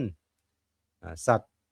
ไปทำลายแต่ไม่ถึงว่าฆ่าคุณโยมเนี่ยก็เป็นผู้ที่เกิดมาแล้วทำให้เป็นโรคมีโรคนั้นโรคนี้ขึ้นมาเนี่ยระมัดระวังทำให้เราเรียนรู้อย่างนี้เองพุทธเจ้าได้สอนไว้เนี่ยความแตกต่างของสิ่งที่เกิดขึ้นกับชีวิตของเราเพราะการกระทำเนี่ยที่ภาพปรากฏขึ้นไม่ว่าจะเป็นอยากมีผิวสวยผิวดีผิวงามโยมบอกว่าไปซื้อแป้งไปซื้อโลชั่นดีๆมาดีกว่ามั้งสิ่งสำคัญอย่างหนึ่งก็คือมีเกี่ยวกับการที่เราเนี่ยเป็นคนชอบโกรธไหมเป็นคนที่ชอบโกรธเขาคนอื่นไหมอย่างเนี้ยก็มีส่วนที่จะทำให้ผิวของเราเนี่ยเกิดมาแล้วเนี่ยเป็นคนที่ผิวงามผิวสวยหรือเปล่าเนี่ยท่านก็พูดถึงแล้วก็ชอบที่บางคนเนี่ยเกิดมาแล้วทำไมมีสมบัติมากเนี่ยคนเพราะว่าการให้ทานโยมจะเข้าใจบ่อยบางคนไม่เคยให้ทานหรือว่าไม่เคยบริจาคเนี่ยเกิดมาก็มีโภคะหรือว่าสมบัติก็จะน้อยบางคนก็ชอบอิจฉาริษยาเนี่ยพวกเนี้ยเกิดมาในภพนี้ท่านบอกว่าจะมีอะไรนะมีเดชานุภาพน้อยเดชานุภาพมากอะไรแตกต่างกันคุณโยมเนี่ยแล้วก็ตลอดถึงว่าเป็นผู้ที่มีเกิดมาในตระกูลสูงตระกูลต่ำก็ด้วยเหตุที่เราทำแตกต่างกันบางคนเนี่ยมีความอ่อนน้อมถ่อมตนก็จะมีเกิดมาในตระกูลสูงมีปัญญาเฉลียวฉลาดนี่ก็ด้วยการที่เราได้คบค้าสมาคมได้ฟังธรรมบ่อยๆอย่างเนี้ยกับครูบาอาจารย์คบสัตบุรุษคบคนดีอะไรเนี่ยก็จะมีปัญญามากยิ่งขึ้นเนี่ยเป็นเหตุเป็นผลเป็นปัจจัยผลของการกระทำหลายสิ่งหลายอย่างคุณโยมตามที่เรากล่าวไว้ก็คือบุคคลหว่านพืชเช่นไรย่อมได้รับผลเช่นนั้นผู้ทำกรรมดีย่อมได้รับผลดีผู้ทำกรรมชั่วย่อมได้รับผลชั่วอย่างที่พระอาจารย์ท่านได้กล่าวไว้ฉะนั้นเราควรทำแต่กรรมที่ดีๆมีสติก่อนทำเพราะทำแล้วใครเดือดร้อนหรือไม่อย่างไรพิจารณาก่อนว่าสิ่งที่เราทำถ้าทำให้ใครเดือดร้อนแล้วหยุดซะระมัดระวังทำแล้วใจเราดีขึ้นไหม สิ่งที่เราทำเนี่ยเป็นยังไงจำแล้วให้เกิดประโยชน์หรือเป็นโทษถ้าเกิดประโยชน์เราทำถ้าเป็นโทษเราก็หลีกเลี่ยงอย่าทำรู้กรรมคือรู้เหตุหรือถ้าเราสร้างเหตุดีผลก็งามถ้าเราทำเหตุซามคือเหตุของความชั่วมันก็ทำให้ตัวของเรานั้นมัวหมองเศร้าหมองด้วยฉะนั้นกราบขอบคุณพระอาจารย์พระครูสุนทรธรรมนิเทศอีกครั้งหนึ่งครับผมว่าจะลำดับต่อไปว่าจะกราบนมัสการพระอาจารย์มหาปุญญาภัทรตอนนี้ท่านสงสัยเน็ตไม่ดีคุณโยมเข้ามาสักพักหนึ่งตอนนี้ก็กลับออกไปก็ไม่เป็นไรจะได้กราบพระอาจารย์พระมหาภูมิธรรมภูมิปโลประธานศูนย์ปฏิบัติธรรมดีอยู่ตอนนี้อยู่ที่วัดบำเพ็ญเหนือกรุงเทพมหานครได้มาทักทายโยมด้วยนะแล้วก็สนทนาธรรมกับญาติโยมด้วยโยมหลายคนหลายท่านบอกว่าเวลาพระอาจารย์ครูสมุสมพรเนี่ยเป็นพิธีกรไม่ค่อยได้ทักทายญาติโยมเลยอะไรเนี้ยต้องขออภัยนะคุณโยมนะแต่จะได้ให้พระอาจารย์ภูมิธรรมท่านได้ทักทายกับญาติโยมครับ กราบถวายความเคารพพ่อแม่ครูบาอาจารย์ผู้ร่วมรายการทุกรูปด้วยความเคารพอย่างสูงยิ่งโดยมีท่านอาจารย์เจ้าคุณและก็หลวงพ่อพระครูเกษมพิษโสพลอาจารย์พระครูสุนทรธรรมนิเทศเป็นต้นเป็นประธานในวงสนทนาตลอดจนถึงอาจารย์พระครูสมุทรสมพรน้องพระมหาปุญญาภัทรครับผมเจริญพรเจริญสุขสวัสดีดีจงมีแด่ญาติโยมญาติธรรมกัลยาณมิตรญาติธรรมทุกท่านตลอดจนถึงเสียงตามสายนะโยมนะที่ได้ยินเสียงนี้แล้วโอ้โหวันนี้หลวงพ่อเจ้าคุณท่านมาเปิดหัวข้อเปิดประเด็นได้อลังการงานสร้างไปเลยโยมฟังแล้วอิ่มหนำสำราญใจมาตอกย้ำด้วยหลวงพ่อพระครูเกษมชัดแจ้งเข้าไปอีกในเรื่องของกฎแห่งกรรมยุติธรรมเสมออาจารย์พระครูสุนทรธรรมนิเทศท่านก็อธิบายได้อย่างละเอียดเลยโยมแต่ละหัวข้อแต่ละประเด็นในเรื่องของกฎแห่งกรรมเพราะฉะนั้นถ้าพูดถึงเรื่องกฎแห่งกรรมเนี่ยญาติโยมอาตมาเชื่อเหลือเกินว่าหลายท่านไม่ค่อยชอบคำว่ากรรมเนี่ยหลายคนก็ไม่ค่อยชอบที่จะฟังคำว่าบาปเนี่ยหลายคนก็ไม่ค่อยชอบที่จะหลายคนกลัวบาปแต่ไม่กลัวกรรมโยมสังเกตไหมกลัวบาปแต่ไม่กลัวกรรมเนี่ยทำอย่างนู้นบาปไหมจะส่วนมากจะพูดถึงเรื่องบาปแต่ส่วนมากจะไม่พูดถึงเรื่องกรรมซึ่งมนุษย์ทุกคนบนโลกใบนี้นะโยมนะทุกชนชาติทุกศาสนาเกิดมาพร้อมกับกรรมโยมเกิดมาพร้อมกับกรรมกับตัวเราเนี่ยเหมือนเงาติดกับตามตัวเลยมันมีอยู่ที่ว่าเราเลือกว่าจะทำกรรมดีหรือกรรมชั่วแต่ถ้าถามกรรมชั่วเนี่ยละลายได้ง่ายมากเลยนะโยมนะกรรมชั่วเนี่ยมีข้อที่ละลายได้ง่ายมากๆเลยเรียกว่าละลายพฤติกรรมก็คือสัมมาทิฏฐิโยมเรามีความเห็นชอบก็คือทำในสิ่งที่ชอบทำในสิ่งที่ถูกต้องเพราะในพระพุทธศาสนามีสัมมาทิฏฐิกับมีความเห็นถูกกับความเห็นผิดเอาพูดให้ง่ายอย่างนี้สัมมาทิฏฐิกับมิจฉาทิฏฐิโยมเห็นไหมมีความเห็นถูกกับความเห็นผิดในเมื่อเรามีความเห็นถูกในที่นี้ก็ต้องประกอบด้วยถูกในทางที่เป็นสุจริตด้วยโยมในเมื่อถูกที่ในทางที่เป็นสุจริตนี้ก็คือกายวาจาใจเมื่อกี้โยมอุ่นใจด้วยโยมชื่นใจนะที่โยมบอกว่าในทางใจเนี่ยผิดไหมอาตมาตอบได้เลยว่ากรรมที่ส่งผลทันทีก็คือกรรมทางใจโยมกรรมที่ส่งผลทันทีก็คือกรรมทางใจเพราะอะไรเพราะทุกอย่างที่จะเกิดขึ้นทำลายล้างบนโลกใบนี้ได้ก็เกิดจากใจเนี่ยทุกอย่างที่จะทำลายล้างโลกใบนี้ได้เกิดจากใจทั้งหมดเลยถ้าใจมีสัมมาทิฏฐิทุกสิ่งทุกอย่างก็จะดีแต่เมื่อไรใจที่เป็นมิจฉาทิฏฐิทำลายล้างได้ทั้งหมดโยมก็คือตัวกรรมนั่นเองเพราะอะไรในเมื่อใจเราคิดดีการกระทำเราก็จะต้องทำดีคำพูดเราก็จะต้องพูดดีแต่ถ้าใจเราคิดไม่ดีการกระทำก็ทำไม่ดีพูดก็พูดไม่ดีเพราะฉะนั้นกรรมสิ่งแรกที่จะเกิดขึ้นก็เกิดขึ้นที่ใจโยมคิดปุ๊บเนี่ยโยมยังไม่ได้พูดยังไม่ได้กระทำเนี่ยแต่ในใจโยมรู้แล้วโยมมีความรู้สึกว่าไม่ดีละมีความไม่ดีออกทางไหนโยม แสดงออกทางสีหน้าออกทางแววตาถ้าในกรรมที่ไม่ดี แต่ถ้าในกรรมที่ดีก็แสดงออกจากสีหน้าและแววตามีความสุขยิ้มแย้มแจ่มใสแววตาสดใสพูดก็เสียงดังกังวานนี่เพราะฉะนั้นกรรมจึงเกิดที่ใจถ้าเราหักห้ามใจได้กรรมก็จะไม่เกิดเพราะฉะนั้นสิ่งที่จะช่วยเราได้คือตัวอะไรโยม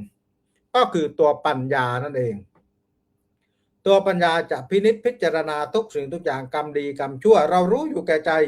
หรือว่าโยนิโสมนสิการคิดโดยอุบายอันแยบคายคิดให้อย่างละเอียดถี่ยิบ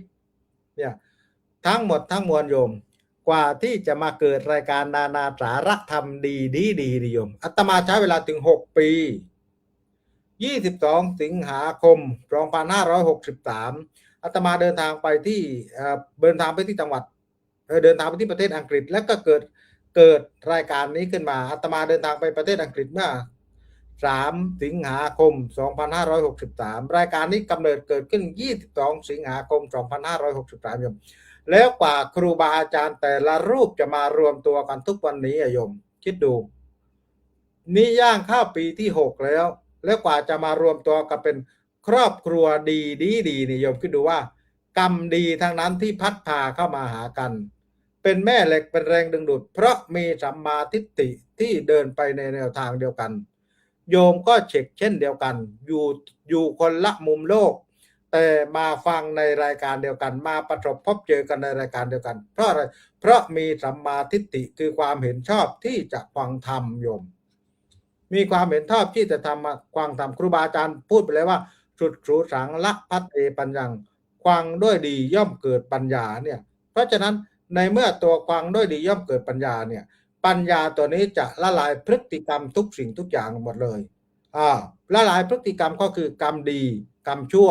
เพราะฉะนั้นครูบาอาจารย์พูดไปแล้วโดยเฉพาะหลวงพ่อพระครูเกษมท่านจำแนกแยกแยะให้เป็นชิ้นเป็นอันเป็นตัวบุคคลเลยว่าคนที่โกงกินชาติคนที่โกงกินน้ำมันคนที่ทุจริตทุกสิ่งทุกอย่างก็คือคนที่เรียนจบสูงคนที่อยู่ในรัฐสภาคนที่มีอำนาจโยมเนี่ยเพราะฉะนั้นบุคคลเหล่านี้ถ้าถามว่าเขาเข้าใจเรื่องกรรมไหมไม่เข้าใจแต่ทำไมถึงมีตำแหน่งหน้าที่ทางการเมืองทำไมถึงมีตำแหน่งหน้าที่ทางในรัฐสภาเพราะอะไรเพราะบุญเก่าส่งเสริมเขาอยู่โยมแต่เมื่อไหร่ที่บุญเก่าส่งเสริมอยู่ณปัจจุบันเขามีความสุขแต่เมื่อไหร่ที่การกระทำณปัจจุบันที่เกิดขึ้นนั่นก็คือส่งผลต่ออนาคตแน่นอนโยมไม่ต้องกลัวไม่ต้องกลัวเห็นมีให้โยมเห็นเยอะแยะมากมายเลยกฎแห่งกรรมที่ยุติธรรมเสมอไม่ต้องหนีไปไหนโยมเห็นไหมเพราะฉะนั้นให้โยมเห็นอย่างชัดๆโยมเห็นว่าภาพคลิปข่าวต่างๆที่คนขับรถสวนทางสวนเส้นทางเมื่อวานอาตมาดูคลิป1 คลิปคนขับรถออกจากปั๊มน้ำมันแล้วเลี้ยวสวนขึ้นไปเลยโยมสวนเส้นทางขึ้นไปเลยคันต่อมาคันที่ขับถูกทางก็ชนปั้งเขาให้เนี่ยกฎแห่งกรรมยุติธรรมและทันสมัยเพราะอะไรโยมเพราะสมัยนี้มันยุค 5G ให้เห็นทันตาว่าคุณขับรถผิดกฎคนหนึ่งอีกคันหนึ่งชนแน่นอนคุณไม่ได้สร้างกรรมแค่คุณผิดกฎทางกฎหมายบ้านเมืองเนี่ยคุณสร้างกรรมให้อีกคันหนึ่งด้วยที่เขาขับรถมาไม่รู้อิโนอิเน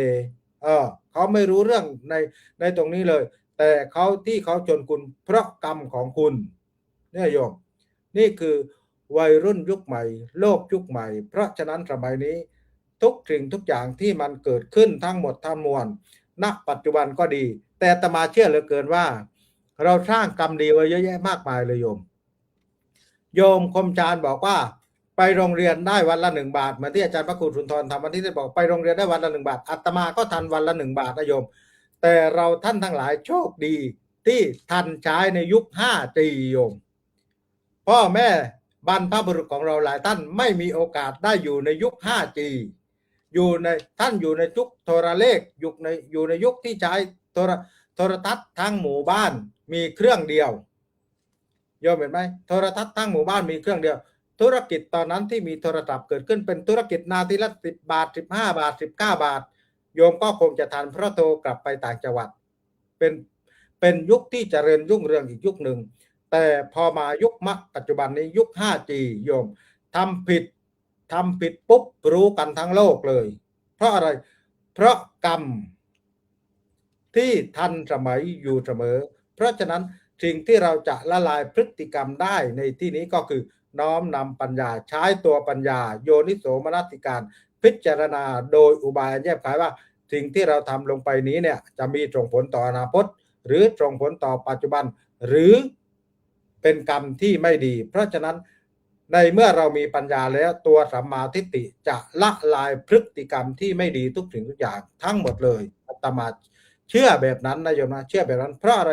เพราะตลอดระยะเวลา6ปีรายการนานาสาระธรรมดีๆที่ทำให้ครูบาอาจารย์มาพบกันในปีนี้นิยมอยู่คนละทิศคนละทางคนละมุมโลกด้วยแล้วคนละภาษาด้วยโยมหลวงพ่อพระครูเกษมก็ว่าภาษาอีสานเห็นไหมพี่พระครูสมุทรสมพรก็อีกหนึ่งภาษาโยมนะแต่ละภาษาแต่ละนำเรามาเจอกันไม่ได้เจอกันแค่ในจอนะโยมนะเจอตัวเป็นๆกันด้วยพอเจอตัวเป็นๆกันด้วยเนี่ยจึงเรียกว่ากรรมดีทำให้เรามาเจอกันแล้วสารสัมพันธ์กลายเป็นครอบครัวดีแล้วปฏิบัติตามพระราชปณิธานขององค์สมเด็จพระสัมมาสัมพุทธเจ้าเป็นพระธรรมทูตเป็นพระสงฆ์องค์เจ้าต้องเผยแผ่ธรรมะเท่านั้นที่จะลงโลกนี้ไว้ที่สำคัญที่สุดคือพระสงฆ์องค์เจ้าผู้นำด้านจิตวิญญาณที่จะต้องจำแนกแยกแยะให้โยมได้เข้าใจก็คือกรรมกับกฎแห่งกรรมและบาปสอนให้โยมได้เข้าใจได้เดินในทางที่ถูกที่ต้องเพราะฉะนั้นอนุสนธิจากหัวข้อเมื่อคืนอาตมาจึงบอกว่าวัตถุมงคลที่ศักดิ์สิทธิ์ที่สุดในโลกโยมแฝนไว้ที่ปากแฝนไว้ในใจปกปักปกป้องคุ้มครองโยมไม่ให้ตกไปในที่ชั่วไม่ให้ทำกรรมชั่ววัตถุมงคลนั้นชื่อว่าศีล5ข้อโยมศีลทั้ง5ข้อนี้เป็นวัตถุมงคลที่ปกป้องคุ้มครองโยมเลยเพราะอะไรในเมื่อถ้าโยมแฝนไว้ที่ใจปฏิบัติไว้ที่ใจศีล5ข้อนี้เป็นวัตถุมงคลดับเบิลเพราะตัวโยมก็เป็นมงคลด้วยและถือศีลอันเป็นมงคลดับเบิลมงคลเชื่อแต่โยมสุขติเท่านั้นเป็นที่พึ่งเป็นที่ไปเป็นที่ถึงนึกถึงอนาคตในภายภาคหน้าเพราะฉะนั้นฝากไว้เป็นข้อคิดในเบื้องต้นน้องพระมหาปุญญาภัทรเข้ามาแล้วเพราะว่าเดี๋ยวอินเทอร์เน็ตท่านจากนั้นนิมนต์กราบสาธุครับผมสาธุครับกราบขอบคุณพระอาจารย์มหาภูมิธรรมภูมิปาโลที่ท่านเมตตามาสาธยายในหัวข้อเรื่องเรียนรู้กฎแห่งกรรมน้อมนำปัญญามาเน้นย้ำทำความเข้าใจเพิ่มเติมเสริมเข้าไปคุณโยมสำคัญเลยวันนี้ท่านมาเน้นเรื่องของสัมมาทิฏฐิละลายพฤติกรรมด้วยการที่ทำง่ายๆเนี่ยก็คือให้มีสัมมาทิฏฐิท่านเน้นอยู่หลายรอบเรื่องการทำมาทิฏฐิมันเรื่องกฎแห่งกรรมเป็นเรื่องที่ทุกคนต้องศึกษาใช่ไหมโยมเรียนรู้ไม่รู้ก็อันตรายถ้าเรารู้แล้วเนี่ยเราสามารถเอาตัวรอดได้ปลอดภัยได้แม้เรายังไม่หมดกินเลยแต่เราเรียนรู้เราจะได้รู้ว่าสิ่งไหนที่เราควรทำกรรมไหนที่ทำแล้วมันส่งผลอย่างไรนี่เราจะเปลี่ยนแปลงพฤติกรรมของเราเนี่ยที่ละลายพฤติกรรมง่ายๆท่านบอกเน้นไปที่สัมมาทิฏฐิสัมมาทิฏฐิเนี่ยมีอะไรยังไงเช่นว่าทานเนี่ยมีผลไหมโยมเนี่ยต้องเชื่อนะว่าการที่เราให้ทานนี่มีผลการสงเคราะห์ช่วยเหลือกันมีผลยังไงการบูชามีผลหรือไม่ยังไงผลของการกระทำดีและกรรมชั่วเนี่ยมีจริงไหมโยมต้องเข้าใจว่ามันมีจริงโลกนี้มีไหมโลกหน้ามีไหมคุณของบิดามารดาคุณของคุณพ่อคุณแม่ของเรามีจริงนะอะไรเนี้ยสัตว์ที่เกิดเป็นโอปปาติกะก็มีอะไรเนี่ยแล้วก็ถึงผู้ที่สำเร็จผู้ที่ทำกิเลสให้เบาบางได้หรือว่าสำเร็จพระอรหันต์ก็มีอยู่ในโลกนี้จริงๆอย่างนี้เราต้องทำสัมมาทิฏฐิให้เกิดขึ้นพอเราทำมันเป็นสัมมาทิฏฐิเนี่ยมันทำให้เรากระทำในสิ่งที่ถูกต้องดีงามด้วยพฤติกรรมของเรากายวาจาใจนี่แหละคุณโยมเพราะเดี๋ยวนี้เป็นยุค 5G อาจารย์ประมุขภูมิธรรมว่าทำดีคนเขาก็รู้ทั่วทำชั่วคนเขาก็รู้ถึงเวลาทำอะไรจงคำนึงถึงผลที่จะตามมาเพราะว่าเราปิดกั้นลำบากดีตรงนั้นชั่วตรงนั้นข่าวก็ออกได้ง่ายฉะนั้นวันนี้เนี่ยถือว่ามาเสริมเติมเพิ่มความเข้าใจให้ญาติโยมหลายๆสาระที่เรามานำเสนอกันกราบคุณพระอาจารย์มหาภูมิธรรมอีกครั้งหนึ่งครับผมเพื่อไม่ให้การเสียเวลาคุณโยมวันนี้ท่านเข้าออกเพราะว่าทราบแล้วว่าช่วงนี้ท่านเน็ตของท่านมีปัญหา เพราะว่าตอนนี้ไม่รู้ว่าเกี่ยวกับสงครามหรือเปล่าไม่รู้แต่ว่าที่ทราบคือเน็ตของท่านมีปัญหาก็ค่อยจะอันเนี้ยนั้นก็ได้กราบพระอาจารย์มหาปุญญาภัสประภัสรวันโนวัดสุขันธารามกรุงเทพมหานครได้เมตตามาสนทนาธรรมครับผม ครับขอนอบน้อมแด่พระรัตนตรัยขอถวายความเคารพครูบาอาจารย์ทุกรูปครับ แล้วก็เจริญสุขเจริญพรไปยังญาติโยมทุกคนทุกท่านตอนนี้ใช้อินเทอร์เน็ตมือถือคุณโยมอาจจะไม่ค่อยเสถียรเท่าไหร่ แต่ก็พยายาม อันนี้ไปเพิ่มความเร็วเน็ตมาแล้ว ก็หวังว่าจะไม่กระตุกไม่ขาดแล้วก็ไม่ดับไป นี่ก็เป็นกฎแห่งกรรมคุณโยมวันนี้เรามาพูดถึงจักรวาลของกรรมทางพุทธศาสนา กรรมคือหว่านเมล็ดพันธุ์ใดได้ผลนั้น ดังเงาพันธุ์ติดตัวมิมัวหาย สร้างกรรมดีมีปัญญาฆ่าพราวพราย ดุจดาวฉายส่องทางกลางราตรีมิใช่โชคชะตาฟ้าลิขิตแต่คือจิตเจตนาพาถึงที่หยาดเหงื่อสร้างทางสว่างมวลความดี เปลี่ยนชีวีด้วยกรรมดีนำพ้นภัย คือแน่นอนว่ากรรมมันคือเหตุปัจจัยที่ทำให้เราได้เกิด ได้แก่ได้เจ็บได้ตาย แล้วก็ได้เวียนว่ายตายเกิด คือในหลักของปฏิจจสมุปบาทก็จะมีอยู่3ตัวกิเลสกรรมวิบากกิเลสกรรมวิบากนี่จะเป็นวงจรทำให้เราเวียนว่ายตายเกิดในสังสารวัฏทีนี้ไอ้กรรมที่แปลว่าการกระทำนั้นน่ะในพุทธศาสนาพุทธองค์ได้ตรัส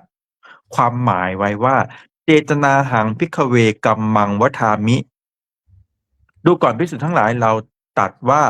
เจตนานั่นแหละคือตัวกรรมอธิบายให้มันเข้าใจง่ายยกตัวอย่างเหมือนเรานำก้อนหินของเราเคลื่องลงไปในแม่น้ำที่มีความสงบนิ่งพอก้อนหินมันหล่นลงน้ำมันก็จะทำให้เกิดคลื่นกระเพื่อมไปการกระเพื่อมของคลื่นจนไปแตะขอบฝั่งนั้นคือวิบากแห่งกรรมเจตนาก็คือการโยนนั้นไม่ใช่สิจิตของเราก็คือการโยนออกไปส่วนเจตนาคือก้อนหินเจตนาน้อยก้อนหินก็จะเป็นก้อนเล็กๆโยนลงน้ำแต่ถ้าเป็นเจตนารุนแรงก้อนหินก็จะมีขนาดใหญ่ฉะนั้นกรรมเราจะหนักหรือเบาขึ้นอยู่ที่เจตนาถ้าเราโยนก้อนหินเบาๆก้อนเล็กๆวิบากที่เราจะได้ก็นิดหน่อยแรงกระเพื่อมที่เกิดขึ้นก็จะนิดหน่อยแต่ถ้าเรามีเจตนารุนแรงก้อนหินก้อนมหึมาโยนลงมาในแม่น้ำนิ่งก็จะเกิดคลื่นมหาศาลเลยวิบากที่เราจะได้รับจากกรรมที่เรากระทำก็จะมากมายตามเจตนาที่เราลงมือทำทีนี้ในอภิธรรมเนี่ยจะมีกรรมอยู่3อย่างอุปมาให้คุณโยมฟังว่าติกะ3คืออะไรกุศลธรรมาก็คือกุศลกรรมก็คือทำมันเป็นกุศลก็คือกุศลกรรมกุศลกรรมคือความดีอันนี้คือไม่ต้องอธิบายเราก็ทราบไปแล้วคือกรรมดีก็ให้ผลเป็นความดีอกุศลธรรมาคือทำอันเป็นอกุศลก็คืออกุศลกรรมอกุศลกรรมก็เหมือนยาพิษเคลือบน้ำตาลเวลาเรากินเข้าไปมันก็จะหวานอร่อยสดชื่นในเบื้องต้นแต่พอมันเข้าสู่กระแสเลือดของเราแล้วมันก็จะทำลายอวัยวะภายในของเราอวัยวะภายในในที่นี้ก็คือทำลายคุณธรรมทำลายศีลธรรมทำลายจริยธรรมซึ่งเป็นความดีงามของจิตใจออกไปยิ่งเราทำอกุศลกรรมมากเท่าไหร่คุณธรรมทั้งหลายในภายในจิตใจของเราก็จะหายไปเท่านั้นคือความดีก็จะหายไปจากจิตใจฉะนั้นอกุศลกรรมก็จะนำสู่ความไม่ดีแล้ววิบากก็คือเป็นความทุกข์ส่วนอภยากตกรรมคือกรรมที่เป็นกลาง เช่นการเจริญสมถกรรมฐานวิปัสสนากรรมฐาน เพราะสิ่งเหล่านี้มันทำให้เราหลุดพ้นจากความเวียนว่ายการเกิด ไม่ต้องไปเสวยสุขในสุขติ ไม่ต้องไปเสวยทุกข์ในทุกขติ แต่กรรมเหล่านั้นคือทำให้เรากำจัดกิเลสโดยเฉพาะวิปัสสนากรรมฐาน ก็จะเป็นอัพยากตกรรม เพราะจะทำให้เราหลุดพ้นจากอาสวะคือความทุกข์ฉะนั้นกรรม3อย่างนี้ชาวพุทธก็ต้องทำความเข้าใจ เพราะเราปฏิเสธไม่ได้เราจะอ้างว่าเราไม่รู้ไม่ได้ เช่นอกุศลกรรมความชั่วเราอ้างว่าเราไม่รู้เราทำไปโดยไม่รู้ แต่แม้เราทำโดยไม่รู้ก็ปฏิเสธผลไม่ได้โยมบอกว่าโยมไม่รู้ว่าอันนี้คือยาพิษนะแล้วโยมกินเข้าไปถามว่าโยมจะต้องได้รับผลไหมก็ต้องได้รับเหมือนเดิม ไม่รู้นะว่าน้ำตาลมันจะให้กินมากๆมันทำให้เกิดโรคเบาหวานกินมากเกินไปสุดท้ายก็กลายเป็นโรคเบาหวานนะเราไม่รู้นะว่าในอาหารทั้งหลายเช่นสัตว์ปีกในเครื่องในต่างๆมันมียูริกสูงถ้าเราเป็นโรคเกาต์เรากินสิ่งเหล่านี้เข้าไปก็กลายเป็นของแสลงสำหรับโรคแต่ถ้าเรารู้เราระมัดระวังเราไม่กินแล้วเราก็ไม่เกิดโทษไงแล้วก็ไม่ต้องเป็นทุกข์เพราะโทษนั้นๆฉะนั้นอกุศลกรรมปฏิเสธว่าไม่รู้ไม่ได้กุศลกรรมคือกรรมดีก็เช่นกันเรารู้ว่ากรรมดีให้ผลเป็นความสุขเราก็ทำไปเถอะทำไปเพราะอะไรตราบใดที่เรายังไม่บรรลุมรรคผลนิพพานแน่นอนว่าเกิดชาติใดๆเราก็ยังได้รับผลอยู่ได้รับอานิสงส์จากการกระทำความดีอานิสงส์คือความหลั่งไหลออกแห่งสิ่งที่น่าปรารถนาในความเป็นมนุษย์เราปรารถนาสิ่งใดบ้างเมื่อเราทำความดีไว้อานิสงส์ก็จะหลั่งไหลความปรารถนาให้เราสมปรารถนาทุกประการถ้าเราทำความดีได้บริบูรณ์ฉะนั้นกรรมจึงเป็นตัวกระทำให้เกิดวิบากที่เราได้รับสุขทุกข์เกิดจากกรรมทั้งหมดเลยทีนี้กรรมในพุทธศาสนามีความพิสดารมากกว่านั้นอีกคุณโยมมีความพิสดารอย่างไรเดี๋ยวขอขึ้นด้วยกลอนสักเล็กน้อย12 กรรมลำดับรับหน้าที่ชั่วหรือดีตีตราค่านิสัยเจตนาดั่งเข็มทิศลิขิตไปสะท้อนในกระจกเงาเฝ้าติดตามกุศลส่งปลุกจิตให้คิดแจ้มอกุศลแทรกแซงเหมือนขวากหนามอัพยากตะกรรมละวางสง่างามพ้นเขตคามบ่วงกรรมนำสุขเอ่ยอันนี้คือเป็นบทสรุปทั้งหมดก็คือกรรมจะขยายความก็จะมีอยู่12 ชนิดโอ้เยอะมากเลย12 ชนิดมีอะไรบ้างเล่าแบบย่อๆคุณโยมจะไม่เล่าละเอียดมากคือชนิดที่1เรียกว่ากรรมให้ผลตามลำดับกรรมให้ผลตามลำดับจะมีอยู่4 อย่าง1ทิฏฐธรรมเวชนิยกรรมทิฏฐธรรมเวชนิยกรรมคือกรรมให้ผลในภพนี้อุปัชชเวชนิยกรรมกรรมให้ผลในชาติหน้าอปราประเวทนิยกรรมกรรมให้ผลในชาติถัดไปและข้อที่4ก็คืออโหสิกรรมกรรมที่หยุดให้ผลที่เราบอกว่าอโหสินะโยมกรรมประเภทนี้มันจะส่งผลไปตามลำดับอันนี้คือเป็นประเภทที่1ประเภทที่2กรรมให้ผลตามหน้าที่ก็จะมีอยู่4 อย่างเหมือนกัน1ชนกกรรมกรรมทำให้เกิดถ้าเรามีกรรมดีเป็นชนกกรรมก็มาเกิดในสุคติถ้ามีกรรมชั่วเป็นชนกกรรมก็ไปเกิดในทุคติ2อุปถัมภกกรรมกรรมสนับสนุนชนกกรรมแค่พามาเกิดนะจะเกิดจะอยู่ดีมีสุขหรือลำบากทุกข์แค้นก็อยู่ที่อุปถัมภกกรรมถ้ากรรมฝ่ายดีสนับสนุนชีวิตเราก็เจริญรุ่งเรืองเกิดมาก็สุขสบายคาบช้อนเงินช้อนทองมาเกิดแต่ถ้ากรรมฝ่ายชั่วให้ผลเป็นกรรมอุปถัมภ์ก็ยากจนเข็ญใจลำบากยากแค้นหาเช้ากินค่ำกินยังไงก็ไม่อิ่มท้องถ้าเป็นกรรมฝ่ายชั่วสนับสนุน ประเภทที่สามเรียกว่าอุปปีรกกรรม กรรมบีบคั้นกรรมบีบคั้น กรรมประเภทนี้จะเป็นกรรมที่มาสนับสนุนพิเศษคุณโยม ถ้าสมมติว่าเรากำลังมีความสุขสบายอยู่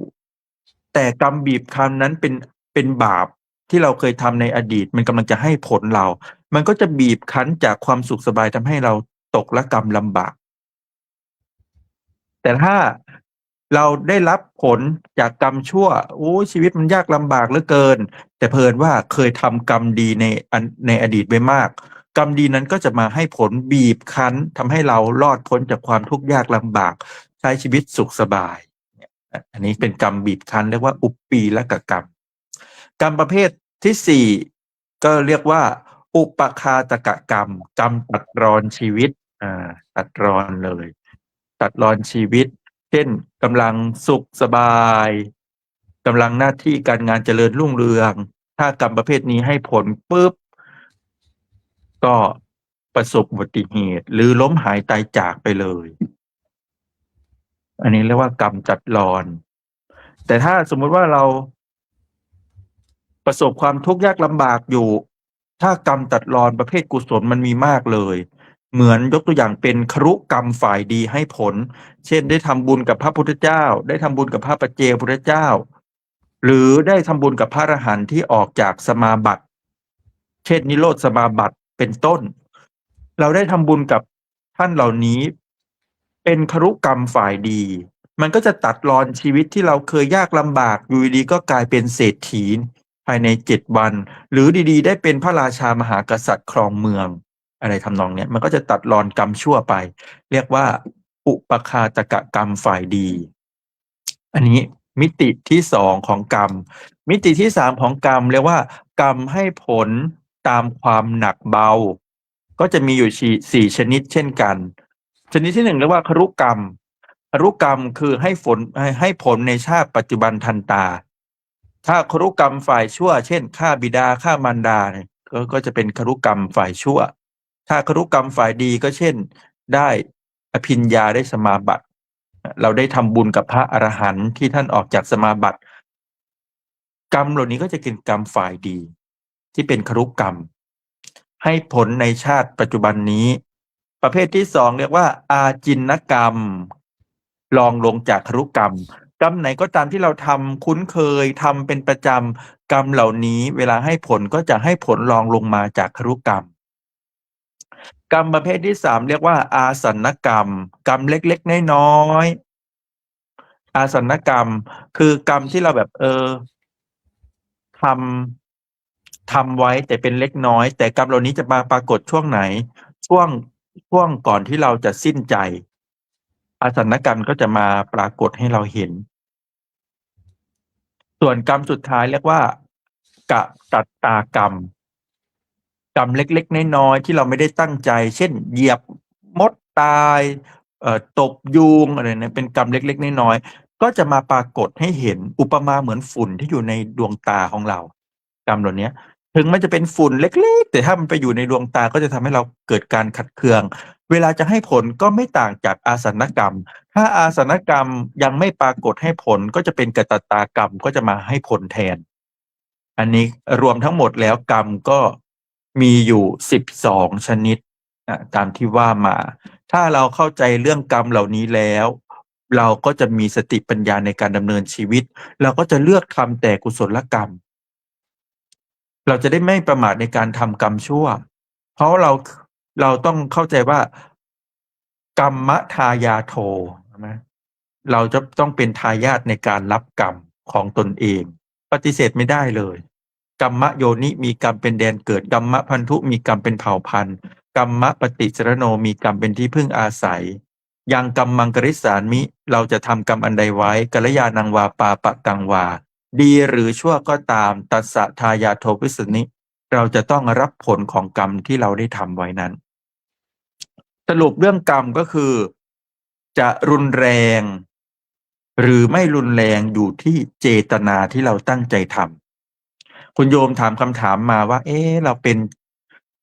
อะไรนะเจ้าหนี้ยืมหนี้แล้วคิดดอกเบี้ยมันจะเป็นบาปเป็นอะไรไหมถ้าเจตนาที่เขาให้เรายืม เป็นเจตนาที่ต้องการที่จะช่วยเหลือเกื้อกูลมันก็ไม่ได้เป็นบาปแต่ถ้าเจตนาที่ต้องการที่จะเอาผลกำไร หรือว่าต้องการที่จะเบียดเบียนเพื่อนคิดดอกเบี้ยเกินอัตราที่เขากำหนดไว้ ต้องการที่จะขูดรีดต้องการที่จะหาผลประโยชน์จากการปล่อยเงินกู้ให้กับเพื่อน อย่างนี้มันก็เป็นเจตนาที่ไม่ดี มันก็จะกลายเป็นอกุศลกรรมไป ฉะนั้นกรรมตัวเนี้ยมันอยู่ที่เจตนาของผู้ให้ยืม ว่าเขาให้ยืมด้วยเจตนาดีหรือไม่ดี ถ้าเขาให้ยืมด้วยเจตนาดีต้องการที่จะช่วยเหลือ แล้วก็เก็บดอกเบี้ยตามมาตรฐานที่กฎหมายกำหนด ไม่ได้ไปขูดรีดเขา ให้เขาได้รับความลำบากทางกาย ทางการแสวงหาจนเกินไป ก็เป็นการช่วยเหลือเกื้อกูลก็เป็นกรรมดี แต่ถ้ามีเจตนาให้ยืมเพื่อต้องการที่จะหวังรวยทางนี้โดยเฉพาะเก็บดอกเบี้ยโอ้ยเกินอัตรา10%20%อะไรเงี้ยหวังรวยทางนี้ขูดรีดมันก็กลายเป็นเจตนาที่ไม่ดี ก็กลายเป็นอกุศลกรรม ฉะนั้นจะดีหรือไม่ดีจะบาปหรือบุญอยู่ที่เจตนาของการทำอันนี้ตอบในข้อนี้นะคุณโยมนะ ก็ในเบื้องต้นก็จะสรุปเพียงเท่านี้ ขอบพระคุณครูบาอาจารย์ทุกรูปครับ แล้วก็อนุโมทนากับญาติโยมทุกคนทุกท่าน สาธุครับกราบขอบคุณอาจารย์มหาปุญญพัฒน์ประภัสรวรรณโนโอ้โหคุณโยม สุดยอดจริงๆโยมบอกว่าเนี่ยพระอาจารย์เนี่ยเกิดมาพร้อมพระไตรปิฎกหรือเปล่าเนี่ยข้าพระไตรปิฎกออกมาด้วยหรือเปล่าโอ้โหแถมอธิบายชัดเจนเป็นเอกลักษณ์ของพระอาจารย์มหาปุญญพัฒน์หรือพระอาจารย์มหาอิสรามาศเนี่ยตั้งแต่แรกๆเนี่ยอาตมาภาพโยมก็ชมท่านตลอดว่าท่านเนี่ยมีทีเด็ดมีหลายสิ่งหลายอย่างที่บางทีฟังในเรื่องที่ท่านพูดเนี่ยหนึ่งคือคำกลอนขึ้นบทกลอนอันไพเราะเพราะพริ้งพร้อมเนื้อหาสาระที่สรุปได้ใจความ แต่ถามว่าตอนนี้ฟังแล้วจำได้หมดไหมไม่ได้เดี๋ยวต้องฟังอีกรอบหนึ่งก็โยมนะไปรีรันบทกลอนของท่านเนี่ยมันจะมีความหมายไพเราะอยู่ในนั้นมีความไพเราะมีความหมายอยู่ในนั้นแล้วก็สองท่านมีแนวความคิดที่เปรียบเปรยที่ให้เราเห็นเนี่ยว่าท่านมีไอเดียในการเปรียบเปรยเรื่องนั้นเรื่องนี้ยังไงเรื่องจิตอย่างเงี้ยเรื่องเจตนาเหมือนกับโยนก้อนหินลงไปในน้ำความกระเพื่อมของน้ำเนี่ยเจตนาแรงเหมือนก้อนหินใหญ่หรือน้อยอะไรเนี่ยท่านพูดให้เราได้เปรียบเปรยแล้วให้เห็นภาพชัดเจนโยบอกว่าน่าจะนิมนต์ท่านเทศให้มากกว่านี้นานๆหน่อยรูปนี้เพราะว่าได้ฟังท่านแล้วมันเกิดภูมิรู้ภูมิธรรมกรรมคือเหตุปัจจัยที่ทำให้เราเวียนว่ายตายเกิดเหตุปัจจัยที่เป็นส่งผลให้เวียนว่ายตายเกิดตามกิเลสแล้วก็กรรมแล้วก็วิบากเมื่อไรที่เรายังคงเป็นปุถุชนคนทั่วไปยังไม่พ้นกิเลสยังมีกิเลสอยู่เราก็ยังวนเวียนวนตามวัฏฏะสงสารที่เราเคยได้ยินได้ฟังกันคุณโยมทำที่เป็นกุศลกุศลธรรมมาอกุศลธรรมมาอัพยากตาธรรมมาว่าพระอาจารย์จะมาสวดอภิธรรม7คัมภีร์ให้ฟังแล้ววันนี้คุณโยมเรื่องของความที่เป็นกุศลธรรมที่เป็นอกุศลธรรมที่เป็นกลางๆอัพยาประชากตาธรรมธรรมที่เป็นกลางๆเนี่ยและที่สำคัญวันนี้โอ้โหเนื้อหาสาระที่ท่านอธิบายเรื่องของกรรม12ชนิดหรือว่ากรรม12อาตมาไม่พูดเพิ่มเดี๋ยวมันเวลามันจะเพิ่มจนเกินไปคุณโยมนี่คือกรรมที่สรุปก็คือกรรมบางอย่างที่เราทำไมคนบางคนทำกรรมแล้วได้รับความดีได้รับความชั่วแตกต่างกันไปก็เพราะอะไรเพราะท่านสรุปไว้อย่างนี้แหละคนกรรม12เนี่ยกรรมบางอย่างเนี่ยให้ผลตามการ4อย่างที่พระอาจารย์ได้พูดถึงกรรมบางอย่างเนี่ยให้ผลตามหน้าที่กรรมบางอย่างเนี่ยให้ผลตามลำดับความหนักเบาของการกระทำแต่ทั้งหมดทั้งปวงเจตนาเป็นหลักที่จะส่งผลมากน้อยขนาดไหนกราบขอบคุณพระอาจารย์มหาปุญญพัฒน์ประภัสรวรรณโนอีกครั้งหนึ่งครับผมรอบแรกผ่านไปคุณโยมใช้เวลาไปประมาณ1ชั่วโมง39นาทีโอ้โหใช้เวลาดีมากๆเลยสำหรับค่ำคืนนี้รอบที่2ต่อไปก็จะมีเวลาให้ครูบาอาจารย์ได้มาสรุปให้ญาติโยมเป็นข้อคิดข้อธรรมที่ญาติโยมฟังธรรมในวันนี้ ได้เป็นเนื้อหาสาระเป็นข้อคิดข้อธรรมในเรื่องของเรียนรู้กฎแห่งกรรมน้อมนำปัญญาอย่างไรนำมาใช้ชีวิตกับพวกเราอย่างไรกราบพัฒนาพระอาจารย์พระครูเกษมพิษโสพลครับผม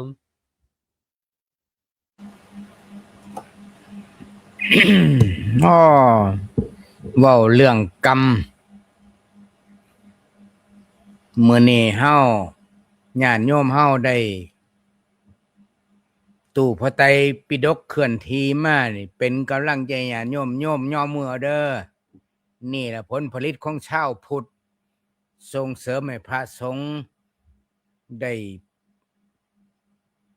เรียนวิชาการด้านพระไตรปิฎกแต่ว่าบัดนี้อาจารย์มหาเพิ่นตอบแล้ว ตอบคำถามของโยมแล้ว เรื่องปล่อยเงินกู้แต่อาตมาได้ประสบการณ์ตรง มีโยมอุปถัมภ์สมัยแต่ก่อนก็ถือว่าเป็นเจ้าของกิจการธุรกิจครอบครัวส่วนตัวเงินหลักร้อยล้านแต่ต่อมาเขามาปฏิบัติธรรมและโยมผู้นี้เขาเคยมาเยี่ยมสถานีวิทยุ 102.75 นำว่าโยมเลิกแล้วการปล่อยเงินกู้หาความร่ำรวยอยู่บนความทุกข์ยากลำบากมนุษย์ไอ้ตอนเราได้เนี่ยมันสะใจโยมเว้าได้นี่ แต่ละเดือนเนี่ยโหท่านเอ้ยนับไม่หวาดไม่ไหวแต่ผลสุดท้ายมีอันเป็นไปเพราะหยังเพราะเฮาอาศัยความลำบากฉวยโอกาสความลำบากของหมู่มนุษย์ให้ความร่ำรวยของเจ้าของร่ำรวยขึ้นผลสุดท้ายโยมก็เลยมาปฏิบัติธรรมเพิ่นว่าเพิ่นเข้าใจเรื่องกรรมเลยเลิกทำธุรกิจปล่อยเงินดอกแต่ว่ามาบ่นานก็มีในครอบครัวก็มีปัญหาจนถึงขั้นแตกแยกแล้วก็ล้มลุกคลุกคลานจนถึงขนาดว่าแต่ว่าก็ดียังบุญซอยเพราะว่าเป็นคนที่ชอบทำบุญนำเคยถวายความอุปถัมภ์บำรุงวัดว่าศาสนาก็เลยฟื้นตัวได้ปัจจุบันนี้ไม่เอาแล้วซึ้งแล้วปล่อยเงินกู้จน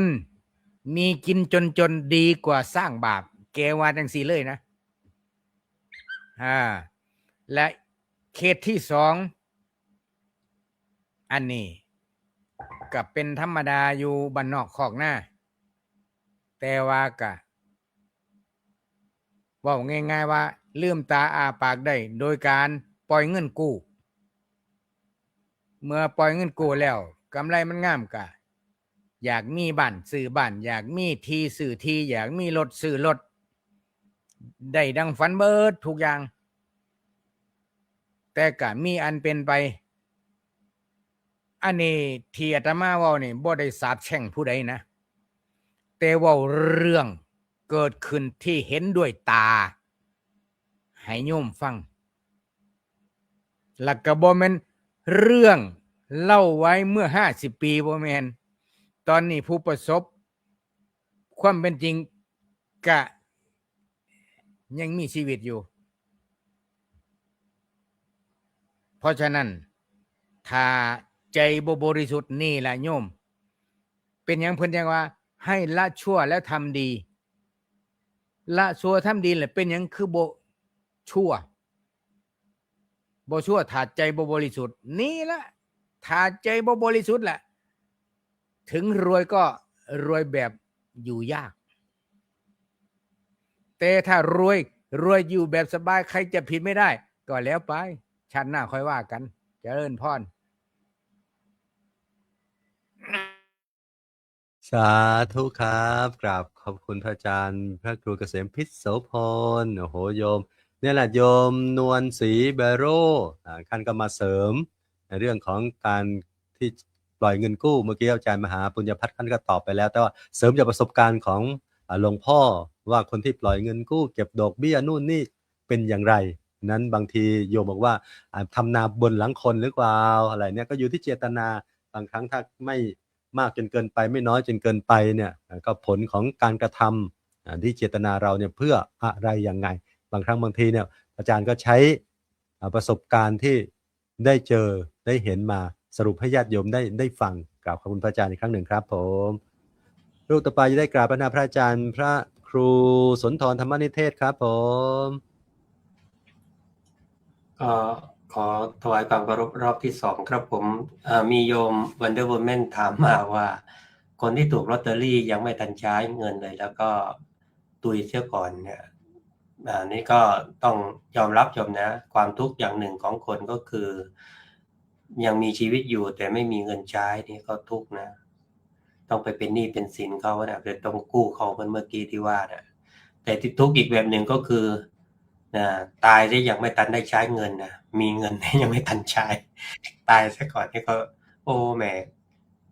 ก็ให้นึกในใจว่าเราเคยเป็นหนี้เป็นสินเขาอยู่ แล้วก็คนที่รับช่วงจากเราก็คงจะเป็นลูกหนี้ที่เราต้องคืนเขานะเป็นเจ้าหนี้ของเรานะเราก็เคยเป็นลูกหนี้เขาเลยต้องหาเงินคืนให้เขาได้ใช้อยู่นะเราเองไม่ได้ใช้แล้วเราใช้มาก่อนเขาแล้วก็เลยก็เป็นอันว่าเจ้ากันนะก็ไม่ต้องไปกังวลโยมตายแล้ว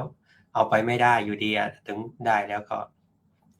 เราก็ถือว่าตายอย่างไม่สูญเปล่าโยมอย่างให้คนที่อยู่ข้างหลังเขาได้สบายจะได้ตายตาหลับด้วยประการที่2ต่อมาก็คือว่า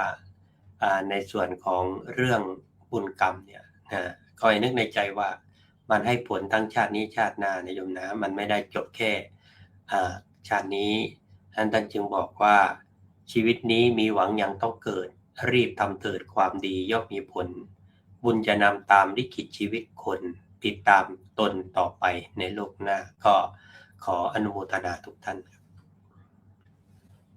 สาธุครับกราบขอบคุณพระอาจารย์พระครูสุนทรธรรมนิเทศครับผมโหสรุปได้ใจความประเด็นใจความแล้วตอบคำถามญาติโยมด้วยนะคุณโยมนะเนี่ยพระอาจารย์พระครูสุนทรธรรมนิเทศท่านเมตตาตอบคำถามญาติโยมหลายคนหลายท่านปฏิสัมพันธ์มาทางหลายๆสิ่งหลายๆอย่างเนี่ยก็ให้ครูบาอาจารย์ได้ตอบแต่ละรูปแต่ละท่านที่เห็นก็สามารถตอบได้นะคุณโยมถือว่าหลายคนเลยตอนนี้ที่กำลังรับชมรับฟังรายการของเราตั้งแต่ต้นจนถึงตอนท้ายๆเนี่ยโดยเฉพาะโยมเกษณีไม้นุชเนี่ยรู้สึกจะโอ้โห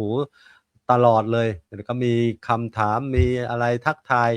ในแฟนคลับในรายการเนี่ยอาตมาถือว่าเนี่ยเป็นรายการที่เหมือนเป็นครอบครัวที่อบอุ่นกันโยมก็ทักทายกันบางทีบางครั้งอาตมามองในแชทความคิดเห็นเนี่ยคุณโยมบางคนตามกันโยมนวลศรีมาหรือยังนวลคัมโมเลอร์มาหรือยังโน่นนี่อะไรกันโอ้อาตมาดีนะโยมที่เรามาสนทนาธรรมหรือว่าติดตามธรรมะร่วมกันเนี่ยเหมือนเป็นกัลยาณมิตรต่อกันชวนกันมาทำความดีมาฟังธรรมเนี่ยดีกว่าชวนกันไปทำความชั่วทำบาปใช่ไหมคุณโยมกรรมที่เราชวนคนอื่นมาทำเนี่ยสิ่งที่ดีงามถูกต้องเนี่ยนี่คือกรรมดีที่เป็นกุศลกรรมชักชวนคนอื่นเวลาเขาบอกว่าเวลาเราทำบุญเราทำคนเดียวเราได้คนเดียวเราได้คนเดียวแต่ว่าเราชักชวนคนอื่นเนี่ยเราได้บริวารด้วยเราได้บริวารนี่โยมนี่เก่งนะชักชวนคนนู้นคนนี้วันนี้โยมคนไหนยังไม่ได้เข้ามาฟังเนี่ยสาธุอนุโมทนาบุญด้วยนะคุณโยมนะแล้วก็อนุโมทนาบุญกับอาจารย์พระครูสุนทรธรรมนิเทศครับผมรูปต่อไปจะได้กราบพัฒนาพระอาจารย์มหาปุญญพัฒน์ประภัสรวรรณโนครับผมขอโอกาสในรอบสรุปครับ ในรอบสรุปก็คุณโยมทั้งหลายเรามาเรียนรู้กรรมเรียนรู้อย่างไรคือฟังให้รู้ฟังให้รู้เรียนให้รู้ คิดให้ชัดปฏิบัติให้จริงกฎแห่งกรรมที่เราเรียนรู้นั้นแหละจะเป็นทางลัดสู่การพัฒนาความสุขทั้งในโลกนี้และก็โลกหน้าและท้ายที่สุดแล้วไอ้กฎแห่งกรรมจะทำให้เราสามารถหลุดพ้นจากวัฏสงสารได้ตัดวัฏสงสารตัดกิเลสตัดความทุกข์ได้แต่ถ้าเราไม่รู้ไม่ชัดไม่ปฏิบัติจริงมันก็จะต้องเวียนว่ายตายเกิดต่อไปฉะนั้นเราเรียนจักรวาลของกรรมเพื่อให้เรารู้แจ้งรู้ชัดแล้วก็เอาไปคิดด้วยคิดให้เห็นถึงประโยชน์และโทษแล้วก็เอาปฏิบัติจริงเมื่อปฏิบัติจริงผลจริงก็จะเกิดขึ้นกับชีวิตของเราก็จะรอดพ้นจากความทุกข์อย่างแน่นอนฉะนั้นก็ขออนุโมทนาแล้วก็กราบขอบพระคุณครูบาอาจารย์ทุกรูปครับ สาธุครับกราบขอบคุณพระอาจารย์มหาปุญญพัฒน์ประภัสสรวรรณโนครับผมโหมาสรุปได้ประเด็นหลักใจความให้โยมเป็นแง่คิดให้ชัดปฏิบัติให้เห็นจริงในเรื่องของกรรมเนี่ยไม่ใช่เรื่องธรรมดาปฏิบัติให้มันได้ตามที่เราได้มาศึกษามาเรียนรู้กฎของจักรวาลกฎของความจริงอย่างหนึ่งที่เราหนีไม่พ้นในเรื่องของเมื่อทำกรรมใดแล้วเราก็ได้รับผลของการกระทำนั้นๆอย่างแน่นอนคุณโยมสิ่งที่สำคัญเนี่ยวันนี้เรามาเรียนรู้จากครูบาอาจารย์มาฟังแต่ละรูปแต่ละท่านเราน้อมนำมาประพฤติปฏิบัติเราไม่ได้พูดให้กลัวแต่เราพูดให้กล้าที่จะนำมาประพฤติปฏิบัติละในสิ่งที่ชั่วแล้วกล้าในสิ่งที่ถูกต้องดีงามกระทำลงไปเกิดผลดีกับเราอย่างแน่นอนคุณโยมครับคุณอาจารย์อีกครั้งหนึ่งครับผม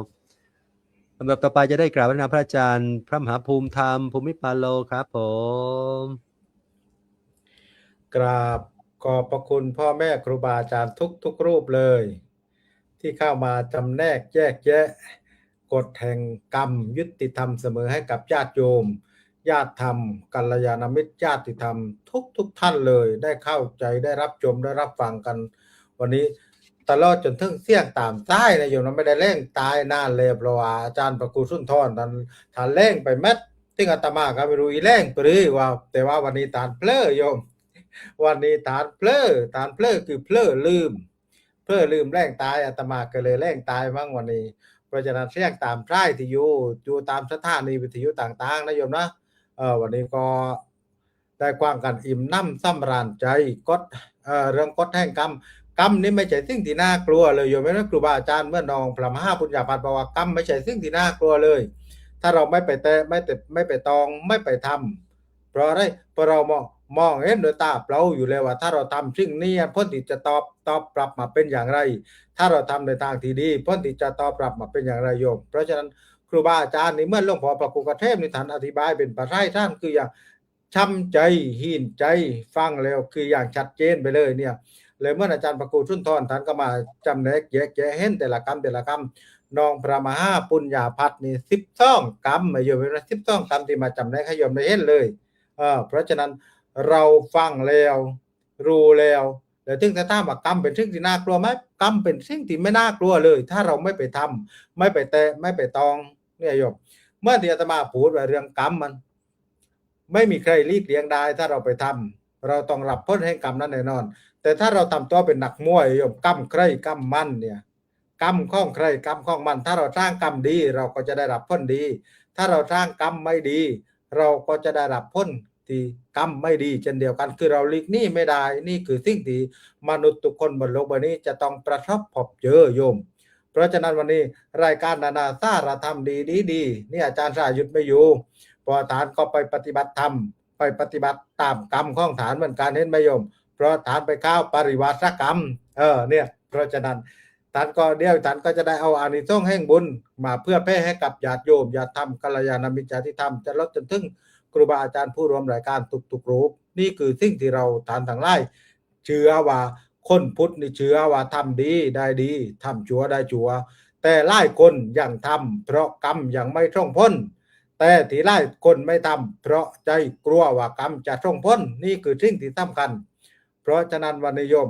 ถ้ารักตัวกลัวกรรมอย่าทำชั่วจะมองมัวม่นไม้ไปเมืองพี่จงเลือกทำแต่กรรมที่ดีจะได้มีความสุขผ่อนทุกภัยกราบสาธุกับผม สา